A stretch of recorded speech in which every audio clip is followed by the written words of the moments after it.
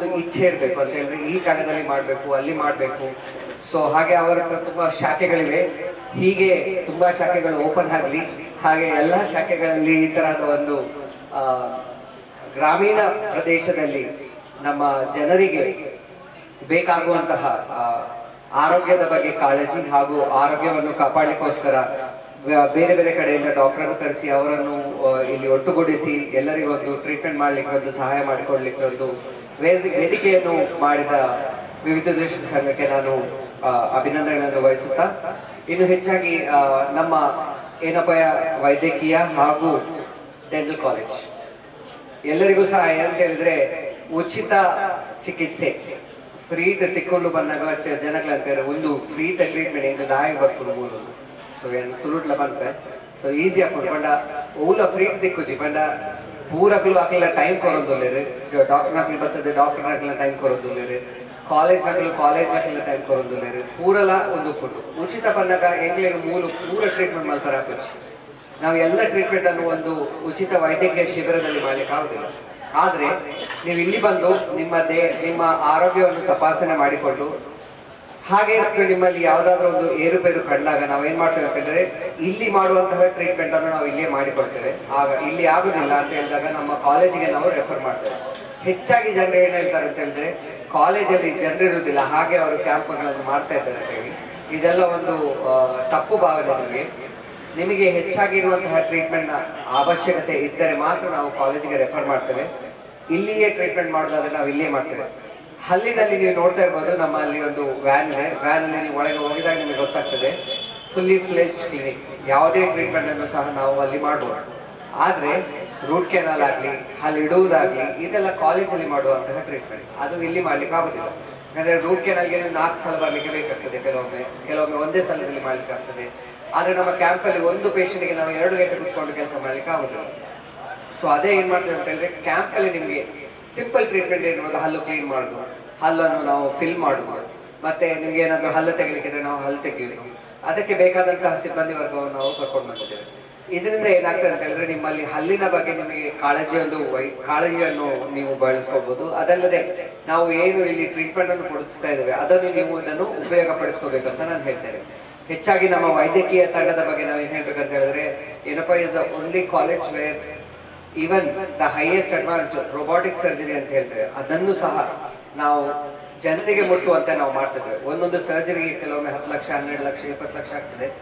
ಅಂತಹ ಸರ್ಜರಿಯನ್ನು ಸಹ ನಾವು ಜನರಿಗೆ ಎತ್ತುಕುವಂತೆ, ಯಾಕಂತ ಹೇಳಿದ್ರೆ ರಿಕವರಿ ಫಾಸ್ಟ್ ಆಗ್ತದೆ ಸರ್ಜರಿ ಮಾಡಿ ಆದ್ಮೇಲೆ. ಅಂತಹ ಸರ್ಜರಿಯನ್ನು ಸಹ ನಾವು ಜನರಿಗೆ ಮುಟ್ಟುವಂತ ಮಾಡ್ತಿದ್ದೇವೆ. ಇನ್ನು ನಮ್ಮ ಏನಪ್ಪ ಜುಲೇಖಾ ಇನ್ಸ್ಟಿಟ್ಯೂಟ್ ಆಫ್ ಆಂಕಾಲಜಿ ಅಂತಿದೆ, ಅಲ್ಲಿ ನಾವು ಕ್ಯಾನ್ಸರ್, ನಮ್ಮ ಟಾಟಾ ಇನ್ಸ್ಟಿಟ್ಯೂಟ್ನವರು ಒಂದು 100 ಕೋಟಿ ಅವರು ಅಲ್ಲಿ ಹಣ ಕೊಟ್ಟು ನಮ್ಮ ವಿಶ್ವದಲ್ಲಿ ಅಂತ ಹೇಳ್ಬೋದು ನಾನು. ಯಾಕಂತ ಹೇಳಿದ್ರೆ ಅಲ್ಲಿರುವಂತಹ ಯಾವುದೇ ಒಂದು ಉಪಕರಣ ಇರಲಿ, ನಮ್ಮ ಮಂಗಳೂರಲ್ಲಿ ಇಲ್ಲದಿರುವಂತಹ ಟ್ರೀಟ್ಮೆಂಟ್ಗಳನ್ನು ನಾವು ಅಲ್ಲಿ ಮಾಡ್ತಾ ಇದ್ದೇವೆ. ಅಂತ ಹೇಳಿದ್ರೆ ನೀವು ಮೊದಲು ಅಂತ ಹೇಳಿದ್ರೆ ಬಾಂಬೆಗೆ, ಚೆನ್ನೈಗೆ, ಅಲ್ಲಿಯೆಲ್ಲ ಹೋಗ್ಲಿಕ್ಕಿತ್ತು. ಈಗ ಅಲ್ಲಿಯೆಲ್ಲ ಹೋಗುವ ಅಗತ್ಯವಿಲ್ಲ. ನಮ್ಮ ಏನಪಾಯದಲ್ಲೇ ಈ ಎಲ್ಲ ಚಿಕಿತ್ಸೆಯನ್ನು ನಾವೀಗ ಕೊಡ್ತಾ ಇದ್ದೇವೆ. ನೀವು ಯಾವುದೇ ಇದರಲ್ಲಿ ಕಂಪೇರ್ ಮಾಡ್ಬೋದು. ಯಾಕಂತ ಹೇಳಿದ್ರೆ ನಾನು ಇಲ್ಲಿ ಏನಪಾಯದವರು ಕ್ಯಾಂಪ್ ಮಾಡ್ತಾ ಇದ್ದಾರೆ ಅಂತ ಹೇಳೋದಲ್ಲ, ನಮ್ಮ ಕಾಲೇಜಿನಲ್ಲಿ ಟ್ರೀಟ್ಮೆಂಟ್ ಮಾಡುವಾಗ ನಿಮ್ಗೆ ಸಿಗುವಂತಹ ಒಂದು ಸೌಲಭ್ಯಗಳು ಎಲ್ಲಿ ಸಹ ಸಿಗೋದಿಲ್ಲ. ಬಟ್ ಅಲ್ಲಿ ಬಂದಾಗ ದಿವಸಕ್ಕೆ 1000-1200 ಪೇಷಂಟ್ ಇರ್ತಾರೆ. ಸೊ ನಿಮ್ಗೆ ಸ್ವಲ್ಪ ವೇಟಿಂಗ್ ಇರ್ತದೆ, ಕಾಯ್ಲಿಕ್ಕೆ ಸಿಗ್ತದೆ. ಅದೊಂದು ನೀವು ಒಂದು ಮಾಡಿದ್ರೆ ಅದು ಬಿಟ್ಟು ಬೇರೆ ಅಂತ ಇಲ್ಲ. ನಾವು ಅದರಲ್ಲೂ ಸಹ ನಿಮ್ಗೆ ಆದಷ್ಟು ಬೇಗ ಮಾಡುವಷ್ಟು ಅಂತ ಎಲ್ಲ ನಾವನ್ನು ಮಾಡ್ತಾ ಇದ್ದೇವೆ. ನಮ್ಮ MSW ವರ್ಕರ್ಸ್ ಇದ್ದಾರೆ, ಅವರು ಸಹ ನಿಮ್ಗೆ ಅದರಲ್ಲಿ ಹೆಲ್ಪ್ಗಳನ್ನು ಮಾಡ್ತಾರೆ. ನಿಮ್ಗೆ ಯಾವುದೇ ತರಹದ ನಾವು ಗ್ರೀನ್ ಕಾರ್ಡ್ ಅನ್ನು ಕೊಡ್ತೇವೆ. ಆ ಗ್ರೀನ್ ಕಾರ್ಡ್ನ ಮುಖಾಂತರ ನಮ್ಮ ಕಾಲೇಜಿಗೆ ಬಂದಾಗ ತುರ್ತು ಸಮಯದಲ್ಲಿ ನಿಮಗೆ ಟ್ರೀಟ್ಮೆಂಟ್ ಅನ್ನು ಮಾಡಲಿಕ್ಕೆ ನಮ್ಮ ಕಾಲೇಜಿಂದ ಯಾವ ಸಹಾಯವನ್ನು ಬೇಕು ಅದನ್ನು ನಾವು ಮಾಡಲಿಕ್ಕೆ ನಾವು ಹೇಳ್ತೇವೆ. ಇನ್ನು ಆತ್ಮಶಕ್ತಿ ನಮ್ಮ ಅವರೊಂದಿಗೆ ಮಾತಾಡಿ ಅವರ ಒಂದು ಗ್ರಾಹಕರಿಗೆ ನಮ್ಮ ದೇಹ ಆರೋಗ್ಯದ ಬಗ್ಗೆ ಯಾವ ತರಹದ ಒಂದು ಉಪಲಬ್ಧ, ನಮ್ಮ ವೈದ್ಯಕೀಯ ಕಾಲೇಜಿಂದ ಯಾವ ತರಹದ ಉಪಲಭ್ಯವನ್ನು ಕೊಡಿಸ್ಬೋದು ಅಂತ ನಾವು ಮುಂದೆ ಮಾತನಾಡಿ. ಯಾಕಂತ ಹೇಳಿದ್ರೆ ಇವರ ಹತ್ರ ತುಂಬಾ ಕಸ್ಟಮರ್ಸ್ ಇದ್ದಾರೆ. ಅವ್ರ ಎಲ್ಲರಿಗೆ ದೇಹದ ಬಗ್ಗೆ ಒಂದು ಇದು ನಾವು ಇದನ್ನು ಸಹ ಮಾಡ್ಬೋದು. ಅದನ್ನು ನಾನು ಅವ್ರ ಹತ್ರ ಮಾತಾಡಿ ನಾನು ನಿಮಗೆ ನೆಕ್ಸ್ಟ್ ಇದರಲ್ಲಿ ಇನ್ನು 1-2 ವರ್ಷದಲ್ಲಿ ಅದನ್ನು ಸಹ ನಾವು ತಂದುಕೊಡ್ಲಿಕ್ಕೆ ನಾವು ನಮ್ಮ ಸಹಾಯವನ್ನು ನಾವು ಮಾಡ್ತೇವೆ. ಇಷ್ಟು ಹೇಳಿ ನನ್ನ ಮಾತನ್ನು ಮುಗಿಸ್ತೇನೆ. Thank you. ಕಾರ್ಯಕ್ರಮವನ್ನು ಉದ್ದೇಶಿಸಿ ಶುಭ ಹಾರೈಸಬೇಕಾಗಿ ಕೇಳಿಕೊಳ್ತಾ ಇದ್ದೇನೆ. ಗುರುಭ್ಯೋ ನಮಃ. ಆತ್ಮಶಕ್ತಿ ವಿವಿಧ ಸಹಕಾರಿ ಸಂಘ ಇದರ ಮಾಡೂರು ಶಾಖೆಯ 14ನೇ ವಾರ್ಷಿಕೋತ್ಸವದ ಪ್ರಯುಕ್ತ ನಡೆಯುವಂತಹ ಉಚಿತ ವೈದ್ಯಕೀಯ ಶಿಬಿರ ನಿರಂತರ ಕಳೆದ 13 ಶಿಬಿರಗಳನ್ನು 13 ವರ್ಷದಿಂದ ಶುಭ ಹಾರೈಸಿ ವೇದಿಕೆಯಲ್ಲಿ ಉಪಸ್ಥಿತಿರುವಂತಹ ವೇಣುಪಯ್ಯ ಆಸ್ಪತ್ರೆಯ ವೈದ್ಯರಾದಂತಹ ಇಮ್ರಾನ್ ಪಾಷಾ ಅವರೇ, ಈಗಾಗಲೇ ಅವರು ವೈದ್ಯಕೀಯ ಚಿಕಿತ್ಸೆಯ ಸೌಲಭ್ಯದ ಬಗ್ಗೆ ನಿಮಗೆ ತಿಳಿಸಿಕೊಟ್ರು. ಹಾಗೆ ಎಲ್ಲ ವೈದ್ಯಕೀಯ ತಂಡದವರೇ ಹಾಗೂ ವೇದಿಕೆಯಲ್ಲಿ ಉಪಸ್ಥಿತಿರುವ ನಮ್ಮ ಸಂಘದ ನಿರ್ದೇಶಕರೇ ಹಾಗೂ ಎಲ್ಲ ಅತಿಥಿ ಗಣ್ಯರೇ, ಮುಖ್ಯವಾಗಿ ಈ ಒಂದು ಕಾರ್ಯಕ್ರಮ ಆಯೋಜಿಸಬೇಕಾದ್ರೆ ಅದಕ್ಕೆಲ್ಲ ಕಾರಣ ನಮ್ಮ ಗ್ರಾಹಕರು. ನಿಮಗೆ ಮೊದಲಾಗಿ ವಂದಿಸುತ್ತಾ, ಈ ಕಾರ್ಯಕ್ರಮದಲ್ಲಿ ಯಾವುದೇ ರೀತಿಯ ಚಿಕಿತ್ಸೆಗೆ ಅಗತ್ಯ ಬಿದ್ದಾಗ ವೇಣುಪಯ್ಯ ಆಸ್ಪತ್ರೆಯಲ್ಲಿ ಈಗಾಗಲೇ ಹೇಳಿದ್ರು, ಅದಕ್ಕೆ ಹೆಚ್ಚಿನ ಚಿಕಿತ್ಸೆಗೆ ಅಲ್ಲಿ ನಾವು ಸೌಲಭ್ಯ ಮಾಡಿಕೊಡ್ತೇವೆ ಅಂತ ಹೇಳಿ. ಮುಖ್ಯವಾಗಿ ನಾವು ಹೇಳುವಂಥದ್ದು, ರೋಗ ಬಂದ ನಂತರ ನಾವು ಚಿಕಿತ್ಸೆಗೆ ಹೋಗುವುದಲ್ಲ, ಅದಕ್ಕಿಂತ ಮುಂದೆ ನಾವು ಇಲ್ಲಿ ಇಂಥ ಕ್ಯಾಂಪ್ಗಳಲ್ಲಿ ಬಂದು ನಮ್ಮ ಮುಂಚಿತವಾಗಿ ನಾವು ಪರೀಕ್ಷೆ ಮಾಡಿದಾಗ ನಮಗೆ ಯಾವುದೇ ಒಂದು ರೋಗ ಬರುವ ಲಕ್ಷಣ ಕಂಡಲ್ಲಿ ಕೂಡಲೇ ಚಿಕಿತ್ಸೆ ಮಾಡ್ಲಿಕ್ಕೆ ಆಗುತ್ತೆ. ಇದರಿಂದ ನಾವು ರೋಗಮುಕ್ತರಾಗಿ ಬಾಳಬಹುದು ಎನ್ನುವಂತ ದೇಹದೊಂದಿಗೆ ಆತ್ಮಶಕ್ತಿ ಕಳೆದ 14 ವರ್ಷದಲ್ಲಿ ಇವತ್ತು ನಡೆಯುವಂತಹ ಶಿಬಿರ 105ನೇ ಆರೋಗ್ಯ ಶಿಬಿರ. ಇವತ್ತು ನಾವು 105ನೇ ಆರೋಗ್ಯ ಶಿಬಿರ ಇಲ್ಲಿ ಮಾಡೂರಿನಲ್ಲಿ ಆಗ್ತಾ ಇದೆ. ಅದೇ ರೀತಿ 106ನೇ ಶಿಬಿರ ಎಕ್ಕೂರು ಬಳಿಯ ಕಸೀರ್ನಲ್ಲಿ ನಡೀತಾ ಇದೆ. ವಿಶೇಷವಾಗಿ ನಾವು ಹೇಳುವಂತದ್ದು, ಇಲ್ಲಿ ನಮ್ಮ ಜನರಿಗೆ ಆತ್ಮಶಕ್ತಿ ಸಹಕಾರಿ ಸಂಘ ಎಲ್ಲಾ ರೀತಿಯಲ್ಲೂ ಮುಟ್ಟಿದೆ. ಈಗಾಗಲೇ ನಮ್ಮ 34 ಶಾಖೆಯ ಮೂಲಕ ಎಲ್ಲಾ ಭಾಗದಲ್ಲಿ ನಮ್ಮ ಶಾಖೆ ಇದೆ. ಮುಂದಿನ ದಿನಗಳಲ್ಲಿ ನಮ್ಮ 35ನೇ ಶಾಖೆ ಮೂಡಬಿದ್ರೆಯಲ್ಲಿ ಕೂಡ ತೆರಳಿಕ್ಕಿದ್ದೇವೆ. ಆತ್ಮಶಕ್ತಿ ಸಹಕಾರಿ ಸಂಘ ಕೇವಲ ಒಂದು ಸಹಕಾರಿ ಸಂಸ್ಥೆ ಅಲ್ಲ, ಜನಪರವಾಗಿದೆ ಅನ್ನೋದಕ್ಕೆ ಇಂಥ ಒಂದು ಆರೋಗ್ಯ ಶಿಬಿರಗಳ ಸಾಕ್ಷಿ. ಅಷ್ಟೇ ಅಲ್ಲ, ಆತ್ಮಶಕ್ತಿ ನಿರಂತರವಾಗಿ ನಮ್ಮ ಸಾಮಾಜಿಕ ಸೇವೆಯಲ್ಲಿ ಜನರಿಗೆ ಬೇಕಾಗುವಂತ ಬಸ್ ಸ್ಟ್ಯಾಂಡ್ ನಿರ್ಮಾಣ, ಆಸಕ್ತರಿಗೆ ಗೃಹ ನಿರ್ಮಾಣ, ಅದೇ ರೀತಿಯಲ್ಲಿ ರೋಗ ಪೀಡಿತರಿಗೆ ಅಥವಾ ವಿದ್ಯಾರ್ಥಿಗಳಿಗೆ ಅವರಿಗೆ ವಿದ್ಯೆಯನ್ನು ಕಲಿಸುವ ನಿಟ್ಟಿನಲ್ಲಿ ನಮ್ಮ ಚಾರಿಟೇಬಲ್ ಟ್ರಸ್ಟ್ ನ ಮೂಲಕ, ಬ್ರಹ್ಮಶ್ರೀ ನಾರಾಯಣ ಪ್ರಕಾಶ್ ಮತ್ತು ಚಾರಿಟೇಬಲ್ ಟ್ರಸ್ಟ್ ನ ಮೂಲಕ ವಿದ್ಯಾರ್ಥಿ ವೇತನ ಆಸಕ್ತಿಗೆ ಸಹಾಯಕ ಧನವನ್ನು ಕೂಡ ನೀಡ್ತಾ ಬಂದಿದ್ದೇವೆ. ನಾವು ಸಮಾಜಮುಖಿ ಸೇವೆಯೊಂದಿಗೆ ರಾಜ್ಯದಲ್ಲೇ ಒಂದು ಅತ್ಯುತ್ತಮ ಕೇಂದ್ರ ಕಚೇರಿಯನ್ನು ಹೊಂದಿರುವಂತಹ ಸಹಕಾರಿ ಸಂಘ ಯಾವುದು ಅಂತ ಹೇಳಿದ ಆತ್ಮಶಕ್ತಿ ಸಂಘ. ಕಳೆದ 10 ವರ್ಷ ದಶಮಾನೋತ್ಸವಕ್ಕೆ ನಮ್ಮ ಆಡಳಿತ ಕಚೇರಿ ಉದ್ಘಾಟನೆ ಆಯಿತು. ಸುಮಾರು 14,000 ಚದರ ಹಿಡಿದ ಕಟ್ಟಡದೊಂದಿಗೆ ನಿರಂತರವಾಗಿ ಲಾಭ ಗಳಿಸುತ್ತಾ ಇದೀಗ ಈ ವರ್ಷ ಕೂಡ ಸುಮಾರು 3.5 crores ಲಾಭವನ್ನು ಗಳಿಸುವುದರ ಮೂಲಕ ಸಂಘವು ಅತಿ ಮೇರು ಎತ್ತರದಲ್ಲಿ ಇದೆ ಅನ್ನೋದಕ್ಕೆ ನಾವು ಸಾಕ್ಷಿಯಾಗಿದ್ದೇವೆ. ವಿಶೇಷವಾಗಿ ಹೇಳುವುದಾದ್ರೆ ಇಲ್ಲಿ ದುಡಿಯುವಂತ ಸಿಬ್ಬಂದಿಗಳು ಅದಕ್ಕೆ ಸಾಕ್ಷಿ. ಇದು ಆದಿತ್ಯವಾರ ಕೂಡ ಅವರು ನಿಮ್ಮೊಂದಿಗಿದ್ದಾರೆ ನಿಮ್ಮ ಸೇವೆಯಲ್ಲಿ. ಅಷ್ಟೇ ಅಲ್ಲ, ಅಲ್ಲಿ ನಮ್ಮ ವ್ಯವಹಾರದ ಬಗ್ಗೆ ಹೇಳುವುದಾದ್ರೆ ಈಗಾಗಲೇ ನಾವು ಕಳೆದ ಬಾರಿಗೆ ಹೋಲಿಸಿದಾಗ ನಮ್ಮ ಪ್ರತಿಯೊಂದು ವ್ಯವಹಾರದಲ್ಲಿ ಕೂಡ ನಾವು ಅತಿ ಹೆಚ್ಚಿನ ಗ್ರೋತ್ ಅನ್ನು ಕಂಡಂತ ಸಹಕಾರಿ ಸಂಘ ಯಾವುದು ಅಂತ ಕೇಳಿದ್ರೆ ಆತ್ಮಶಕ್ತಿ ವಿಧವಾ ಸಹಕಾರಿ ಸಂಘ. ನಾವು ಕಳೆದ ಸಾಲಿನಲ್ಲಿ 246 ಕೋಟಿ ಡೆಪಾಸಿಟ್ ಇದ್ದದನ್ನು ಈ ಸಲ 305 ಕೋಟಿಗೆ ಏರಿಸುವುದರ ಮೂಲಕ ನಮ್ಮ ವರ್ಕಿಂಗ್ ಕ್ಯಾಪಿಟಲ್ 325 ಕೋಟಿಗೆ ಏರಿಸಿದಂತ ಸಹಕಾರಿ ಸಂಘ ಆತ್ಮಶಕ್ತಿ ಸಹಕಾರಿ ಸಂಘ. ಅಷ್ಟೇ ಅಲ್ಲ, ಲಾಭವನ್ನು ಕೇವಲ ನಾವು ಲಾಭ ಡಿವಿಡೆಂಡ್ಗೋಸ್ಕರ ಮಾಡುವಂತದ್ದಲ್ಲ, ಅದರ ಜೊತೆಯಲ್ಲಿ ಸಾಮಾಜಿಕ ಸೇವೆಯನ್ನು ಕೂಡ ನಿರಂತರವಾಗಿ ಮಾಡ್ತಾ ಬರುವಾಗ ಈ ಸಂಸ್ಥೆಯ ಸಿಬ್ಬಂದಿಗಳಿಗೆ ಕೂಡ ರಾಜ್ಯ ಸರ್ಕಾರದ ವೇತನ ಶ್ರೇಣಿಯನ್ನು ನೀಡುವಂತಹ ಸಹಕಾರಿ ಸಂಘ ಒಂದು ಇದೆ ಅಂತ ಹೇಳಿದ್ರೆ ನಮ್ಮ ಜಿಲ್ಲೆಯಲ್ಲಿ ಆತ್ಮಶಕ್ತಿ ಸಹಕಾರಿ ಸಂಘ ಮಾತ್ರ. ನಾನು ಯಾಕೆ ಹೇಳ್ತೇನೆ ಹೇಳಿದ್ರೆ, ನಾವು ಕೇವಲ ಅವರನ್ನು ದುಡಿಸುವುದಷ್ಟೇ ಅಲ್ಲ, ಅವರಿಗೆ ನೀಡುವಂತಹ ಸಂಬಳದಲ್ಲೂ ಕೂಡ ಅವರಿಗೆ ಸಿಗುವಂತಹ ಯಾವುದೇ ಸೌಲಭ್ಯ ಕೂಡ ಕಡಿಮೆ ಆಗಿರಬೇಕು ಎನ್ನುವ ರೀತಿಯಲ್ಲಿ ಆ ಒಂದು ಸೌಲಭ್ಯ ನೀಡ್ತಾ ಬಂದಿದ್ದೇವೆ. ಮುಂದಿನ ದಿನಗಳಲ್ಲಿ ಇನ್ನಷ್ಟು ಶಾಖೆಗಳು ಮಾಡ್ಲಿಕ್ಕೆ ನಿಮ್ಮೆಲ್ಲ ಸಹಕಾರ ಇರಲಿ ಅಂತ ಹೇಳ್ತಾ ನಿಮ್ಮ ಸದಾ ಸಹಕಾರವನ್ನು ಕೊಡ್ತಾ ನನ್ನ ಮಾತನ್ನು ಮುಗಿಸ್ತೇನೆ. ಮತ್ತು ದಂತ ಚಿಕಿತ್ಸಾ ಶಿಬಿರದ ಅಧ್ಯಕ್ಷತೆ ಸ್ಥಾನವನ್ನು ವಹಿಸಿದ ನಮ್ಮ ಸಂಘದ ಅಧ್ಯಕ್ಷರಾದ ಸಹಕಾರ ರತ್ನ ಶ್ರೀ ಚಿತ್ತರಂಜನ್ ಗೋಳರ್ ಇವರಿಗೆ ನಮ್ಮ ನಿಮ್ಮೆಲ್ಲರ ಪರವಾಗಿ ಧನ್ಯವಾದಗಳು. ಅಯ್ಯಪ್ಪ ಭಜನಾ ಮಂಡಳಿಯ ಗುರುಸ್ವಾಮಿಯಾದ ಭಾಸ್ಕರ್ ಇವರಿಗೂ ನಮ್ಮ ನಿಮ್ಮೆಲ್ಲರ ಪರವಾಗಿ ಧನ್ಯವಾದಗಳು.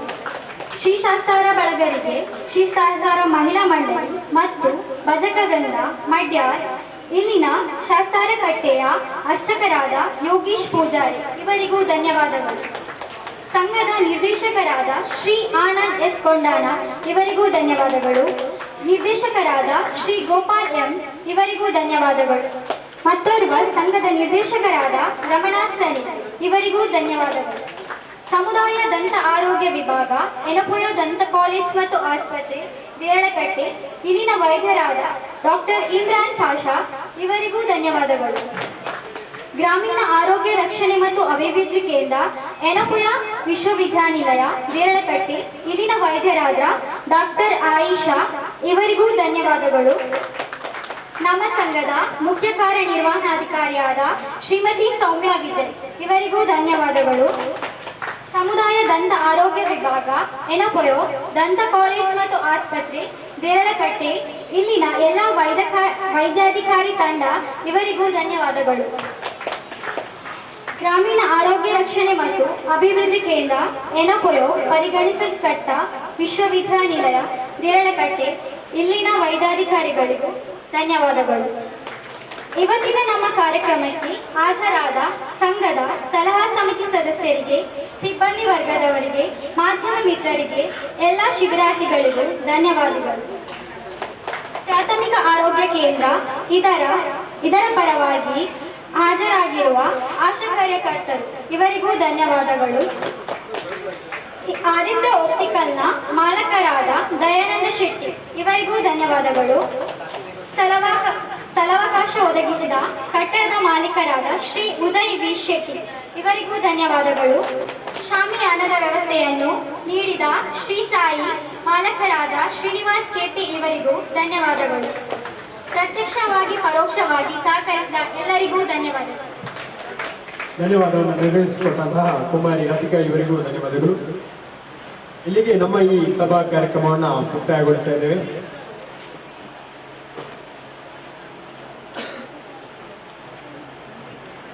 ಶಿಬಿರಕ್ಕೆ ಆಗಮಿಸಿದಂತಹ ಶಿಬಿರಾರ್ಥಿಗಳೆಲ್ಲರೂ ನೋಂದಣಿಯನ್ನ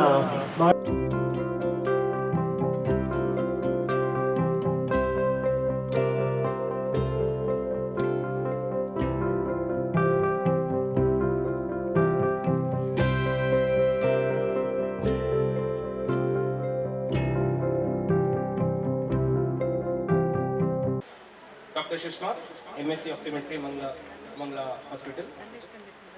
Dr. Rekha P. Shanai, HOD, Department of Public Dentistry, Yenapoya Dental College Hospital, Derlagatte.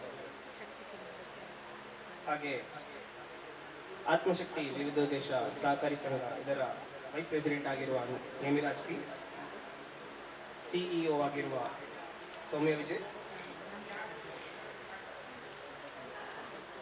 Shri ಕ್ಷೇತ್ರ ಧರ್ಮಸ್ಥಳ ಗ್ರಾಮಾಭಿವೃದ್ಧಿ ಯೋಜನೆ ಇದು ಟ್ರಸ್ಟ್ CSC ಇದರ ನೋಡಲ್ ಆಫೀಸರ್ ಆಗಿರುವ ಶ್ರೀ ಪ್ರಶಾಂತ್, ಹಾಗೆ ಲೇಬರ್ ಆಫೀಸರ್ ವಿಲ್ಮಾಟ್ ಅವರು, ಇವರಿಗೆ ಎಲ್ಲರಿಗೂ KVK ಸೇವಾ ಸಮಿತಿಯ ವತಿಯಿಂದ ಹೃತ್ಪೂರ್ವಕ ಸ್ವಾಗತವನ್ನು ಬಯಸುತ್ತಿದ್ದೇವೆ.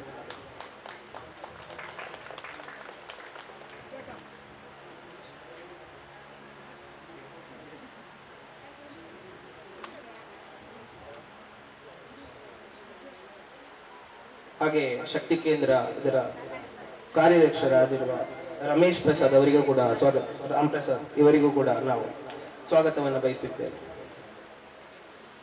ಯಾವುದೇ ಕಾರ್ಯಕ್ರಮ ಯಶಸ್ವಿಯಾಗಲು ದೇವರ ಅನುಗ್ರಹ ಪ್ರಾಪ್ತಿಯಾಗಬೇಕು. ಆದ್ದರಿಂದ KVK ಸೇವಾ ಸಮಿತಿಯ ಸದಸ್ಯರಾದ ಶ್ರೀಮತಿ ಗುಣವೇಣಿ ಶೆಟ್ಟಿ ಇವರು ಪ್ರಾರ್ಥನೆಯ ಮೂಲಕ ದೇವರ ಕೃಪೆಯನ್ನು ಪ್ರಾಪ್ತಿ ಮಾಡಿ ಕೊಡಬೇಕಾಗಿ ಕೇಳಿಕೊಳ್ತಿದ್ದಾರೆ.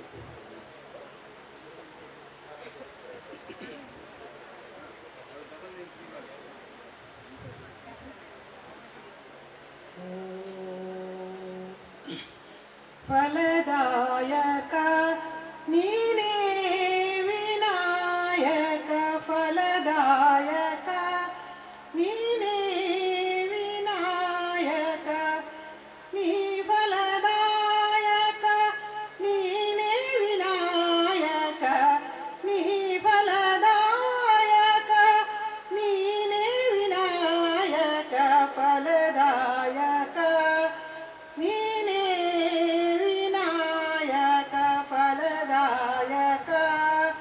ನೀನೇ ವಿನಾಯಕ.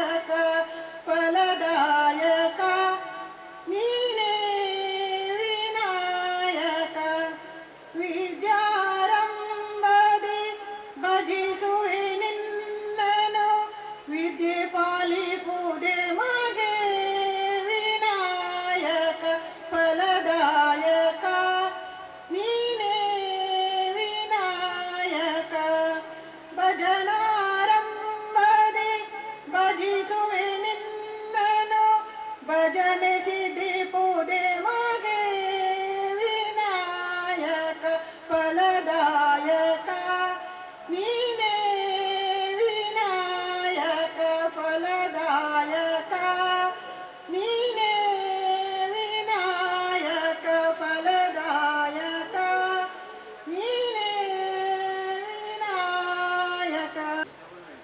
ಶ್ರೀಮತಿ ಗುಣವೇಣಿ ಶೆಟ್ಟಿ ಅವರಿಗೆ ಕೆವಿಕೆ ಸೇವಾ ಸಮಿತಿ ಇದರ ಅಧ್ಯಕ್ಷರಾದ ನಮ್ಮ ನೆಚ್ಚಿನ ನಿಕಟಪೂರ್ವ ಕಾರ್ಪೊರೇಟರ್ ಆದ ಶ್ರೀಮತಿ ವೀಣಾ ಮಂಗಳ ಇವರು ನೆರೆದಿರುವ ನಮ್ಮ ಎಲ್ಲ ಅತಿಥಿಗಳನ್ನು ಸ್ವಾಗತಿಸಬೇಕಾಗಿ ಕೇಳಿಕೊಳ್ಳುತ್ತೇವೆ. ಎಲ್ಲರಿಗೂ ನಮಸ್ಕಾರ. ಇವತ್ತು ನಾವು ಕೆವಿಕೆ ಸೇವಾ ಸಮಿತಿಯ ವತಿಯಿಂದ ಪ್ರತಿ ವರ್ಷವೂ ನೆರವೇರಿಸಿಕೊಂಡು ಬರುವಂತಹ ಆರೋಗ್ಯ ಶಿಬಿರವನ್ನು ಎಲ್ಲ ಸಂಘ ಸಂಸ್ಥೆಗಳ ಜಂಟಿ ಆಶ್ರಯದಲ್ಲಿ ನಾವು ನಡೆಸ್ತಾ ಬರ್ತಾ ಇದ್ದೇವೆ. ಜನರಿಗೆ ಕೇಂದ್ರ ಸರ್ಕಾರದ ಯೋಜನೆಗಳಾಗಲಿ ಹಾಗೆ ನಮ್ಮ ಆರೋಗ್ಯದ ದೃಷ್ಟಿಯಲ್ಲಿ ಎಲ್ಲರೂ ನಾವು ಆರೋಗ್ಯವಂತರಾಗಿರ್ಬೇಕೆಂಬ ಒಂದು ಚಿಂತನೆಯಿಂದ ನಾವು ಈಗ ವಾಸ್ತವ್ಯವಾಗಿ ಎಲ್ಲ ಬ್ಯುಸಿ ಲೈಫ್ನಲ್ಲಿ ಇರುವಂತಹ ಸಂದರ್ಭದಲ್ಲಿ ನಮ್ಮ ಆರೋಗ್ಯದ ಬಗ್ಗೆ ನಾವು ಕಡೆಗಣಿಸ್ತೇವೆ. ಇಂಥ ಒಂದು ಶಿಬಿರ ಮಾಡುವ ಮುಖೇನ ನಾವು ಒಂದು ದಿವಸವಾದರೂ ನಮ್ಮ ಆರೋಗ್ಯ ಹೇಗೆ ಉಂಟೆಂಬುದನ್ನು ನಾವು ತಿಳಿದುಕೊಳ್ಳಿಕ್ಕೆ ಸಾಧ್ಯ ಆಗ್ತದೆ. ಅದಕ್ಕೋಸ್ಕರ ನಮಗೆ ನಮ್ಮ ಒಟ್ಟಿಗೆ ಸಹಕರಿಸಿದಂತಹ ಆತ್ಮಶಕ್ತಿ ವಿವಿಧೋಷ ದೇಶ ಸಹಕಾರಿ ಸಂಘ ಬೆಂದೂರ್ವೇಲ್ ಹಾಗೂ ಲಯನ್ಸ್ ಕ್ಲಬ್ ಮಂಗಳೂರು ಪಂಪ್ವೆಲ್ ಕಲ್ಪವೃಕ್ಷ, NG world charitable trust Mangaluru, ಮಂಗಳ ಆಸ್ಪತ್ರೆ ಮತ್ತು ಮಂಗಳ ಕಾಲೇಜ್ ಕದ್ರಿ ಮಂಗಳೂರು, ಸಮುದಾಯ ದಂತ ಆರೋಗ್ಯ ವಿಭಾಗ ಏನಪಯ್ಯ ದಂತ ಕಾಲೇಜ್ ಆಸ್ಪತ್ರೆ ಮತ್ತು ದೇರ್ಲಕಟ್ಟೆ ಇದರ ನುರಿತ ವೈದ್ಯರಿಂದ ನಮಗೆ ಇವತ್ತು ಮಾಹಿತಿ ಟ್ರೀಟ್ಮೆಂಟ್ ಅನ್ನು ಕೊಡ್ಲಿಕ್ಕಿದ್ದಾರೆ. ಅದೇ ರೀತಿಯಾಗಿ ನಮ್ಮ ಕೇಂದ್ರ ಸರ್ಕಾರದ ಹಲವಾರು ಯೋಜನೆಗಳಿದೆ. ಅದು ನಮಗೆ ಜನರಿಗೆ ಮುಟ್ಬೇಕಾದ್ರೆ ಅದಕ್ಕೆ ಒಂದು ವ್ಯವಸ್ಥಿತ ಸಂಘ ಸಂಸ್ಥೆಯಲ್ಲಿ ಈಗ ಈ ರೀತಿಯಾಗಿ ಜೋಡಿಸಿಕೊಂಡ್ರೆ ಒಂದು ದಿವಸವಾಗಾದ್ರೂ ನಾವು ಸಮಯ ಕೊಟ್ಟು ಆ ಯೋಜನೆಗಳನ್ನು ಏನು ಮಾಡಬಹುದು ಏನಂತ ಹೇಳಿ ನಮ್ಗೆ ಗೊತ್ತಾಗ್ಬೇಕಂತ ಹೇಳಿ ಮಾಹಿತಿ ಕೊಡ್ಲಿಕ್ಕೆ ಅಂತ ಹೇಳಿ ನಮ್ಮ ಧರ್ಮಸ್ಥಳ ಸ್ವಸಹಾಯ ಸಂಘದ ವತಿಯಿಂದ ಬಂದಿದ್ದಾರೆ. ಅದೇ ರೀತಿ ನಮ್ಮ ಕಾರ್ಮಿಕ ಇಲಾಖೆಯ ಆಫೀಸರ್ ಅವರು ನಮ್ಮೊಟ್ಟಿಗೆ ಕೈ ಜೋಡಿಸಿದ್ದಾರೆ. ಹಾಗೆ ನಮ್ಗೆ ಕೆವಿಕೆ ಸೇವಾ ಸಮಿತಿಯಲ್ಲಿ ಬಹಳಷ್ಟು ಸದಸ್ಯರು ಒಳ್ಳೆಯ ಕೆಲಸ ಕಾರ್ಯಗಳನ್ನು ಮಾಡಿಕೊಂಡು ಬರುತ್ತಾ ಇರುವಾಗ ನಾವು ಒಂದು ಪ್ರಬುದ್ಧರಾಗಿ ಏನೆಲ್ಲ ಸರ್ಕಾರದ ಯೋಜನೆಗಳುಂಟು ಅದನ್ನು ನಾವು ತಗೊಳ್ಬೇಕು, ಅನುಭವಿಸ್ಬೇಕು. ನಾವಂದ್ರೆ ಯಾವುದೇ ಈಗ ಎಲ್ಲಿ ಯಾವ ಸಂಘ ಸಂಸ್ಥೆಯಲ್ಲಿ ಹೋದ್ರೆ ಸಹ ನಾವು ಸಂಘ ಸಂಸ್ಥೆಯಲ್ಲಿ ನುರಿತರಾಗಿರ್ಬೇಕಾದ್ರೆ ನಾವು ಆರೋಗ್ಯವಂತರಾಗಿರ್ಬೇಕು. ನಾವು ನಮ್ಮ ಆರೋಗ್ಯವೇ ಇಲ್ಲದಿದ್ರೆ ಅಥವಾ ನಾವು ಒಂದು ಅಟ್ರಾಕ್ಟಿವ್ ಆಗಿ ಅಥವಾ ಈಗನ ಅಂದ್ರೆ ಹೆಚ್ಚು ಡೆಂಟಲಿಗೆ ಯಾಕೆ ಯಂಗೆಸ್ಟ್ ಜನರೇಷನ್ ನಾವು ಪ್ರಾಶಸ್ತ್ಯವನ್ನು ಕೊಡ್ತಾರೆ. ಅದೇ ರೀತಿ ನಮ್ದು ಡೆಂಟಲ್ ಇದಂದ್ರೆ ಯಂಗೆಸ್ಟ್ ಜನರೇಷನ್ಗೆ ನಮ್ಗೆ ಹೇಗೆ ನಾವೊಂದು ಲುಕ್ ಆಗಿ ಕಾಣಬೇಕು. ಮುಂಚೆ ನಾವು ಹಲ್ಲು ಯಾವ ರೀತಿಯಲ್ಲಿ ಇದ್ರೆ ಸಹ ನಡೀತಾ ಇತ್ತು, ಹೇಗೆ ಇದ್ರೆ ಸಹ ನಡೀತಾ ಇತ್ತು. ಈಗ ಹಾಗೆ ಅಲ್ಲ, ಮಕ್ಕಳಿಗೆ ಸಹ ಹಾಗೆ ಸ್ವಲ್ಪ ಆಚೆ ಈಚೆ ಇದ್ರೆ ಸಹ ಅದನ್ನು ಸರಿಪಡಿಸ್ಕೊಳ್ಬೇಕೆಂಬ ಒಂದು ಚಿಂತನೆ ಉಂಟು. ಹಾಗಿರುವಾಗ ಅದನ್ನೆಲ್ಲ ಒಂದು ಅಚ್ಚುಕಟ್ಟಾಗಿ ನಮ್ಗೆ ನೆರವೇರಿಸಿಕೊಡ್ಬೇಕೆಲ್ಲ ಈಗ ಕ್ಯಾಂಪಿನ ಮುಖಾಂತರ ನಮ್ಗೆ ಒದಗಿಸಿಕೊಡುವಂತಹ ವ್ಯವಸ್ಥೆ ನಮ್ಗೆ ಇಲ್ಲಿ ಕೆವಿಕೆ ಸೇವಾ ಸಮಿತಿ ನಾವು ಪ್ರತಿ ವರ್ಷ ಮಾಡುತ್ತಾ ಬರ್ತಿದ್ದೇವೆ. ಅದನ್ನು ನಾವು ಪ್ರಯೋಜನ ಪಡಬೇಕು, ನಾವು ಬರಬೇಕು, ನಮ್ಮ ಮನೆಯವರನ್ನು ಸಹ ಕರ್ಕೊಂಡು ಬರಬೇಕು, ನಮ್ಮ ಹತ್ತಿರದವರಿಗೆ ಸೇಳ್ಬೇಕು. ಅದನ್ನು ಒಂದು ಉತ್ತಮ ರೀತಿಯಲ್ಲಿ ಯಶಸ್ವಿಯಾಗಿ ಆಡ್ಬೇಕಾದ್ರೆ ಜನರು ಬರಬೇಕು. ಹಾಗೆ ನಮ್ಮ ಕಲ್ಪವೃಕ್ಷ ಲಯನ್ಸ್ ಕ್ಲಬ್ಬಿನ ಅಧ್ಯಕ್ಷರಾದ ಉಮೇಶ್ ಅಧಿಕಾರಿ ಅವರು ಬಂದಿದ್ದಾರೆ.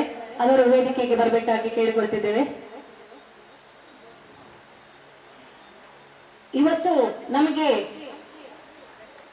ಸಹಕಾರವನ್ನು ನೀಡಿ ಸಹಕಾರ ರತ್ನ ಪ್ರಶಸ್ತಿಯನ್ನು ಹೊಂದಿರುವಂತಹ ನಮ್ಮ ಆತ್ಮಶಕ್ತಿ ವಿವಿಧ ದೇಶ ಸಹಕಾರಿ ಸಂಘದ ಅಧ್ಯಕ್ಷ ಸ್ಥಾನವನ್ನು ವಹಿಸಿದ್ದಾರೆ ಚಿತ್ತರಂಜನ್ ಬೋಳಾರ್ ಅವರು. ಇವರಿಗೆ ನಮ್ಮ ಕೆವಿಕೆ ಸೇವಾ ಸಮಿತಿಯ ಪರವಾಗಿ ಸ್ವಾಗತವನ್ನು ನೀಡುತ್ತಿದ್ದೇನೆ. ಇವರಿಗೆ ಶ್ರೀ ಸತೀಶ್ ನಾಯ್ಕ್ ಇವರು ಶಾಲ್ ಧರಿಸಿ ಸನ್ಮಾನಿಸಬೇಕೆಂದು ಕೇಳ್ತಿದ್ದೇನೆ.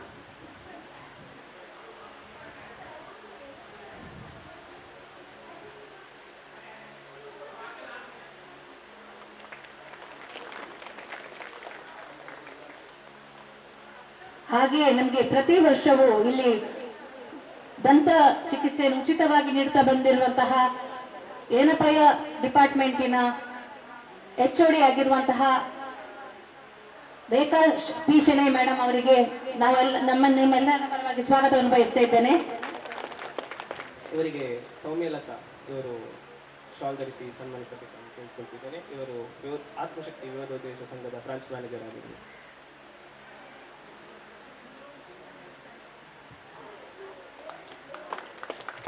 ಇಲ್ಲಿ ನಾವು ನಮ್ಮೊಟ್ಟಿಗೆ ಕೇಂದ್ರ ಸರ್ಕಾರದ ಹಲವಾರು ಯೋಜನೆಗಳಿವೆ, ಅದನ್ನು ಜನರಿಗೆ ಮುಟ್ಟಿಸುವ ನಿಟ್ಟಿನಲ್ಲಿ ಧರ್ಮಸ್ಥಳ ಸ್ವಸಹಾಯ ಗ್ರಾಮಾಭಿವೃದ್ಧಿ ಯೋಜನೆಯ ಟ್ರಸ್ಟ್ ರಿಜಿಸ್ಟರ್ಡ್ CSC ಅವರು ನಮ್ಮ ಮಂಗಳೂರು ತಾಲೂಕಿನ ಆಫೀಸರ್ ಆಗಿರುವಂತಹ ಪ್ರಶಾಂತ್ ಅವರಿದ್ದಾರೆ. ಅವರಿಗೆ ಸ್ವಾಗತವನ್ನು ಬಯಸ್ತಾ ಇದ್ದೇನೆ. ಇವರಿಗೆ ಶ್ರೀ ವಾಲ್ಟರ್ ಇವರು ಶಾಲ್ ಧರಿಸಿ ಸನ್ಮಾನಿಸಬೇಕಾಗಿ ಕೇಳಿಕೊಳ್ತಿದ್ದೇನೆ.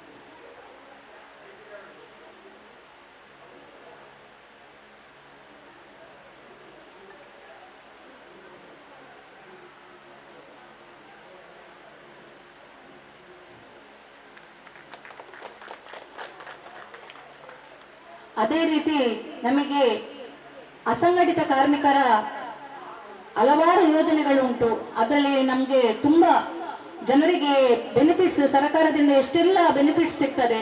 ನಾವೀಗ ಯಾವುದೇ ಒಂದು ಕಷ್ಟ ಅಂತ ಹೇಳುವಾಗ ಮತ್ತೆ ನಾವು ಜನಪ್ರತಿನಿಧಿಗಳ ಹತ್ತಿರ ಬರ್ತೇವೆ. ಆದ್ರೆ ಸರ್ಕಾರದಲ್ಲಿ ಎಷ್ಟೋ ಸವಲತ್ತುಂಟು, ಅಂತ ಸವಲತ್ತುಗಳನ್ನು ತಗೊಳ್ಳಿಕ್ಕೆ ನಾವಿಂತ ಸ್ಕೀಮ್ ಮಾಡುವಾಗ ಎಲ್ಲರೂ ಬರಬೇಕು. ಅದಕ್ಕೋಸ್ಕರ ಮಾಹಿತಿ ಕೊಡ್ಲಿಕ್ಕೆ ಅಂತಲೇ ನಾವು ಕಾರ್ಮಿಕ ಇಲಾಖೆಯ ಮೇಡಮ್ ಆದ ವಿಲ್ಮಾ ಅವರನ್ನು ಸ್ವಾಗತಿಸುತ್ತಿದ್ದೇನೆ. ಅವರನ್ನು ಕರೆದಿದ್ದೇವೆ. ಅವರಿಗೆ ಹೃತ್ಪೂರ್ವಕವಾದ ಸ್ವಾಗತವನ್ನು ಬಯಸಿದ್ದೇನೆ. ಇವರಿಗೆ ಗುಣವಿನಿ ಶೆಟ್ಟಿ ಅವರು ಶಾಲ್ ಧರಿಸಿ ಸನ್ಮಾನಿಸಬೇಕಾಗಿ ಕೇಳಿಕೊಳ್ತಿದ್ದೇನೆ.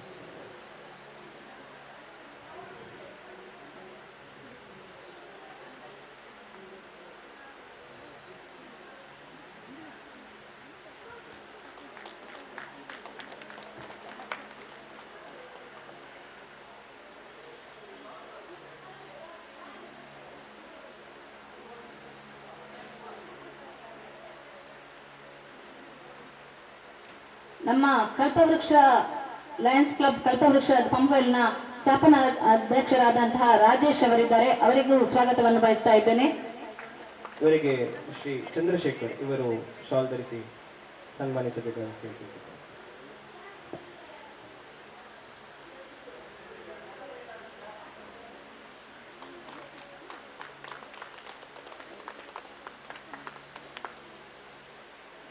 ಆತ್ಮಶಕ್ತಿ ವಿವಿಧ ಸಹಕಾರಿ ಸಂಘದ ಉಪಾಧ್ಯಕ್ಷರಾದ ನೇಮಿರಾಜ್ ಅವರಿದ್ದಾರೆ. ಅವರಿಗೂ ಸ್ವಾಗತವನ್ನು ಬಯಸ್ತಾ ಇದ್ದೇವೆ.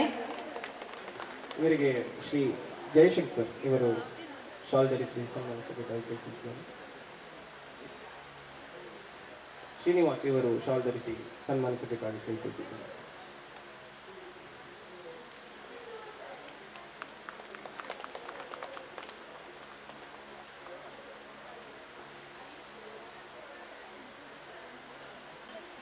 ಅವರಿಗೂ ಸ್ವಾಗತವನ್ನು ಬಯಸ್ತಾ ಇದ್ದೇನೆ. ಇವರಿಗೆ ಸದಾನಂದ ಇವರು ಶಾಲ್ ಧರಿಸಿ ಸನ್ಮಾನಿಸಬೇಕಾಗಿ ಕೇಳಿಕೊಳ್ತಿದ್ದೇನೆ. ಇವರಿಗೆ ವಿಜಯ ಪ್ರಕಾಶ್ ಇವರು ಶಾಲ್ ಧರಿಸಿ ಸನ್ಮಾನಿಸಬೇಕಾಗಿ ಕೇಳಿಕೊಳ್ತಿದ್ದೇನೆ.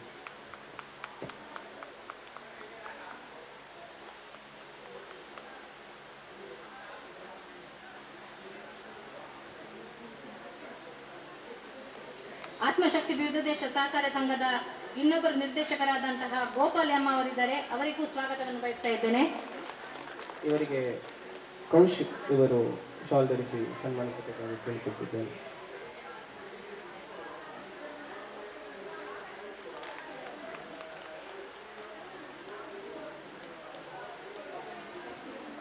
ಲಯನ್ಸ್ ಕ್ಲಬ್ ಕಲ್ಪವೃಕ್ಷದ ಅಧ್ಯಕ್ಷರಾದಂತಹ ಉಮೇಶ್ ಅಧಿಕಾರಿ ಅವರು ನಮ್ಮೊಂದಿಗಿದ್ದಾರೆ. ಅವರಿಗೂ ಪ್ರೀತಿಪೂರ್ವಕವಾದ ಸ್ವಾಗತವನ್ನು ಬಯಸ್ತಾ ಇದ್ದೇನೆ. ಇವರಿಗೆ ವರುಣ್ ರಾಜ್ ಇವರು ಶಾಲ್ ಧರಿಸಿ ಸನ್ಮಾನಿಸಬೇಕಾಗಿ ಕೇಳಿಕೊಳ್ತಿದ್ದೇನೆ.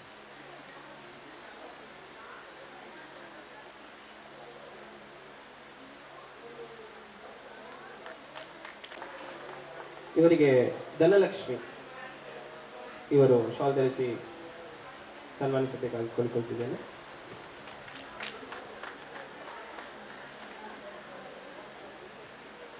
ಆತ್ಮಶಕ್ತಿಯ ಮುಖ್ಯ ಕಾರ್ಯನಿರ್ವಹಣಾ ಅಧಿಕಾರಿಯಾಗಿರುವಂತಹ ಶ್ರೀಮತಿ ವಿಜಯ್ ಅವರಿದ್ದಾರೆ. ಅವರಿಗೂ ಸೌಮ್ಯ ವಿಜಯ್ ಅವರಿದ್ದಾರೆ, ಅವರಿಗೂ ಸ್ವಾಗತವನ್ನು ಬಯಸ್ತಾ ಇದ್ದೇನೆ. ಇವರಿಗೆ ಶ್ರೀಮತಿ ಹೇಮಲತಾ ಇವರು ಶಾಲ್ ಧರಿಸಿ ಸನ್ಮಾನಿಸಬೇಕಾಗಿ ಕೇಳಿಕೊಳ್ತಿದ್ದೇನೆ.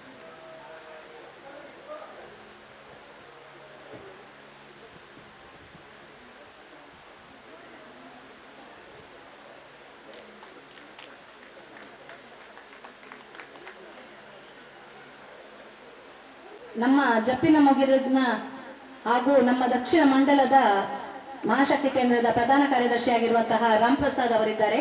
ಅವರಿಗೂ ನಿಮ್ಮೆಲ್ಲರ ಪರವಾಗಿ ಪ್ರೀತಿಪೂರ್ವಕವಾದ ಸ್ವಾಗತವನ್ನು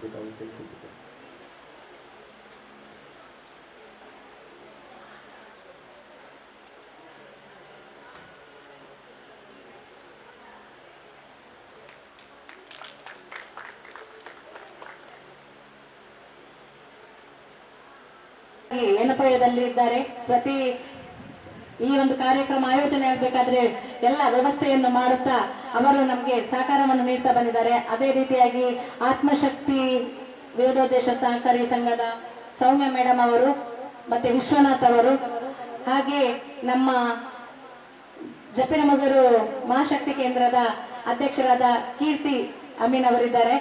ಅವರಿಗೂ ಸ್ವಾಗತವನ್ನು ಬಯಸ್ತಾ ಇದ್ದೇನೆ. ಹಾಗೆ ನಮ್ಮ ಎಲ್ಲ ಜಪ್ಪಿನಮಗರಿನ ವಾರ್ಡಿನ ಬಂಧುಗಳಿಗೆ ಇನ್ನೂ ಸಮಯ ಉಂಟು, ನಿಮ್ಮ ಹತ್ತಿರದವರಿಗೆಲ್ಲ ಹೇಳಿಕೊಂಡು ಇನ್ನಷ್ಟು ಜನರನ್ನು ಈ ಪ್ರಯೋಜನ ಪಡೀಲಿಕ್ಕೆ ಬರ್ಲಿಕ್ಕೆ ಹೇಳಿ. ಯಾಕೆಂದ್ರೆ ನಮ್ಮ ಸರ್ಕಾರದ ಸವಲತ್ತಿನ ಒಳ್ಳೆಯ ರೀತಿಯಲ್ಲಿ ಮಾಹಿತಿ ಕೊಡ್ಲಿಕ್ಕೆ ನಮ್ಮ ವಿಲ್ಮಾ ಮೇಡಮ್ ಇದ್ದಾರೆ.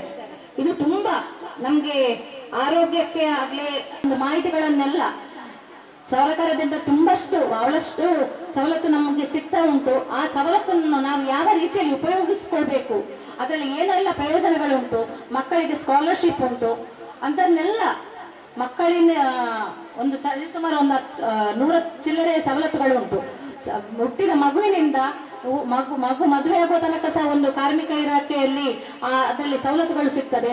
ಅದನ್ನೆಲ್ಲ ನಾವು ಪ್ರಯೋಜನವನ್ನು ಪಡಬೇಕಾದ್ರೆ ನಾವು ಇಂತಹ ಒಂದು ಶಿಬಿರದಲ್ಲಿ ಭಾಗವಹಿಸಿ ಅಂತಹ ಒಂದು ಸ್ಕೀಮ್ ಅನ್ನೆಲ್ಲ ಉಪಯೋಗಿಸ್ಕೊಳ್ಬೇಕು ಅಂತ ನಾನು ಕಳಕಳಿಯ ವಿನಂತಿಸ್ತಿದ್ದೇನೆ. ಈಗಾಗಲೇ ನಮಗೆ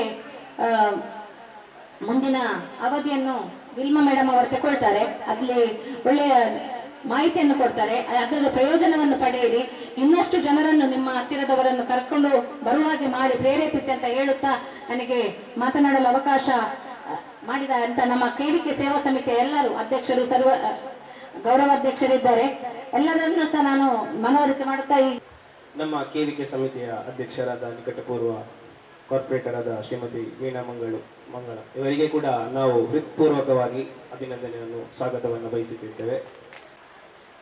ಆತ್ಮಶಕ್ತಿ ವಿವಿಧೋತ್ಸವ ಸಂಘದ ಸೌಮ್ಯ ಇವರು ಶಾಲ್ ಧರಿಸಿ ಸನ್ಮಾನಿಸಬೇಕಾಗಿ ಕೇಳಿಕೊಳ್ತೀವಿ.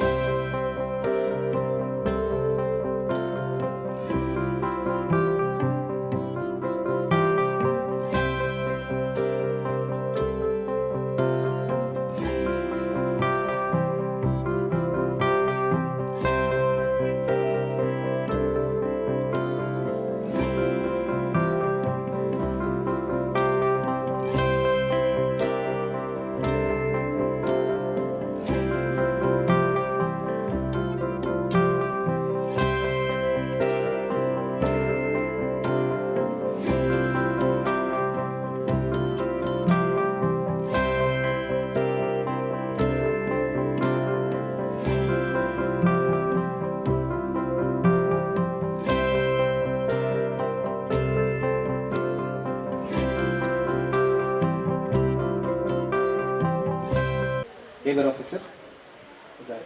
ಇವರು ಅಸಂಘಟಿತ ಕಾರ್ಮಿಕರಿಗೆ ಕಾರ್ಮಿಕ ಇಲಾಖೆಯ ಮೂಲಕ ಇರುವ ಯೋಜನೆಗಳು ಮತ್ತು ಸೌಲಭ್ಯಗಳ ಬಗ್ಗೆ ಮಾಹಿತಿ ನೀಡಲಿದ್ದಾರೆ. ಇವರನ್ನು ನಾವೆಲ್ಲರೂ ನಮ್ಮೆಲ್ಲರ ಪರವಾಗಿ ಸ್ವಾಗತಿಸುತ್ತೇವೆ.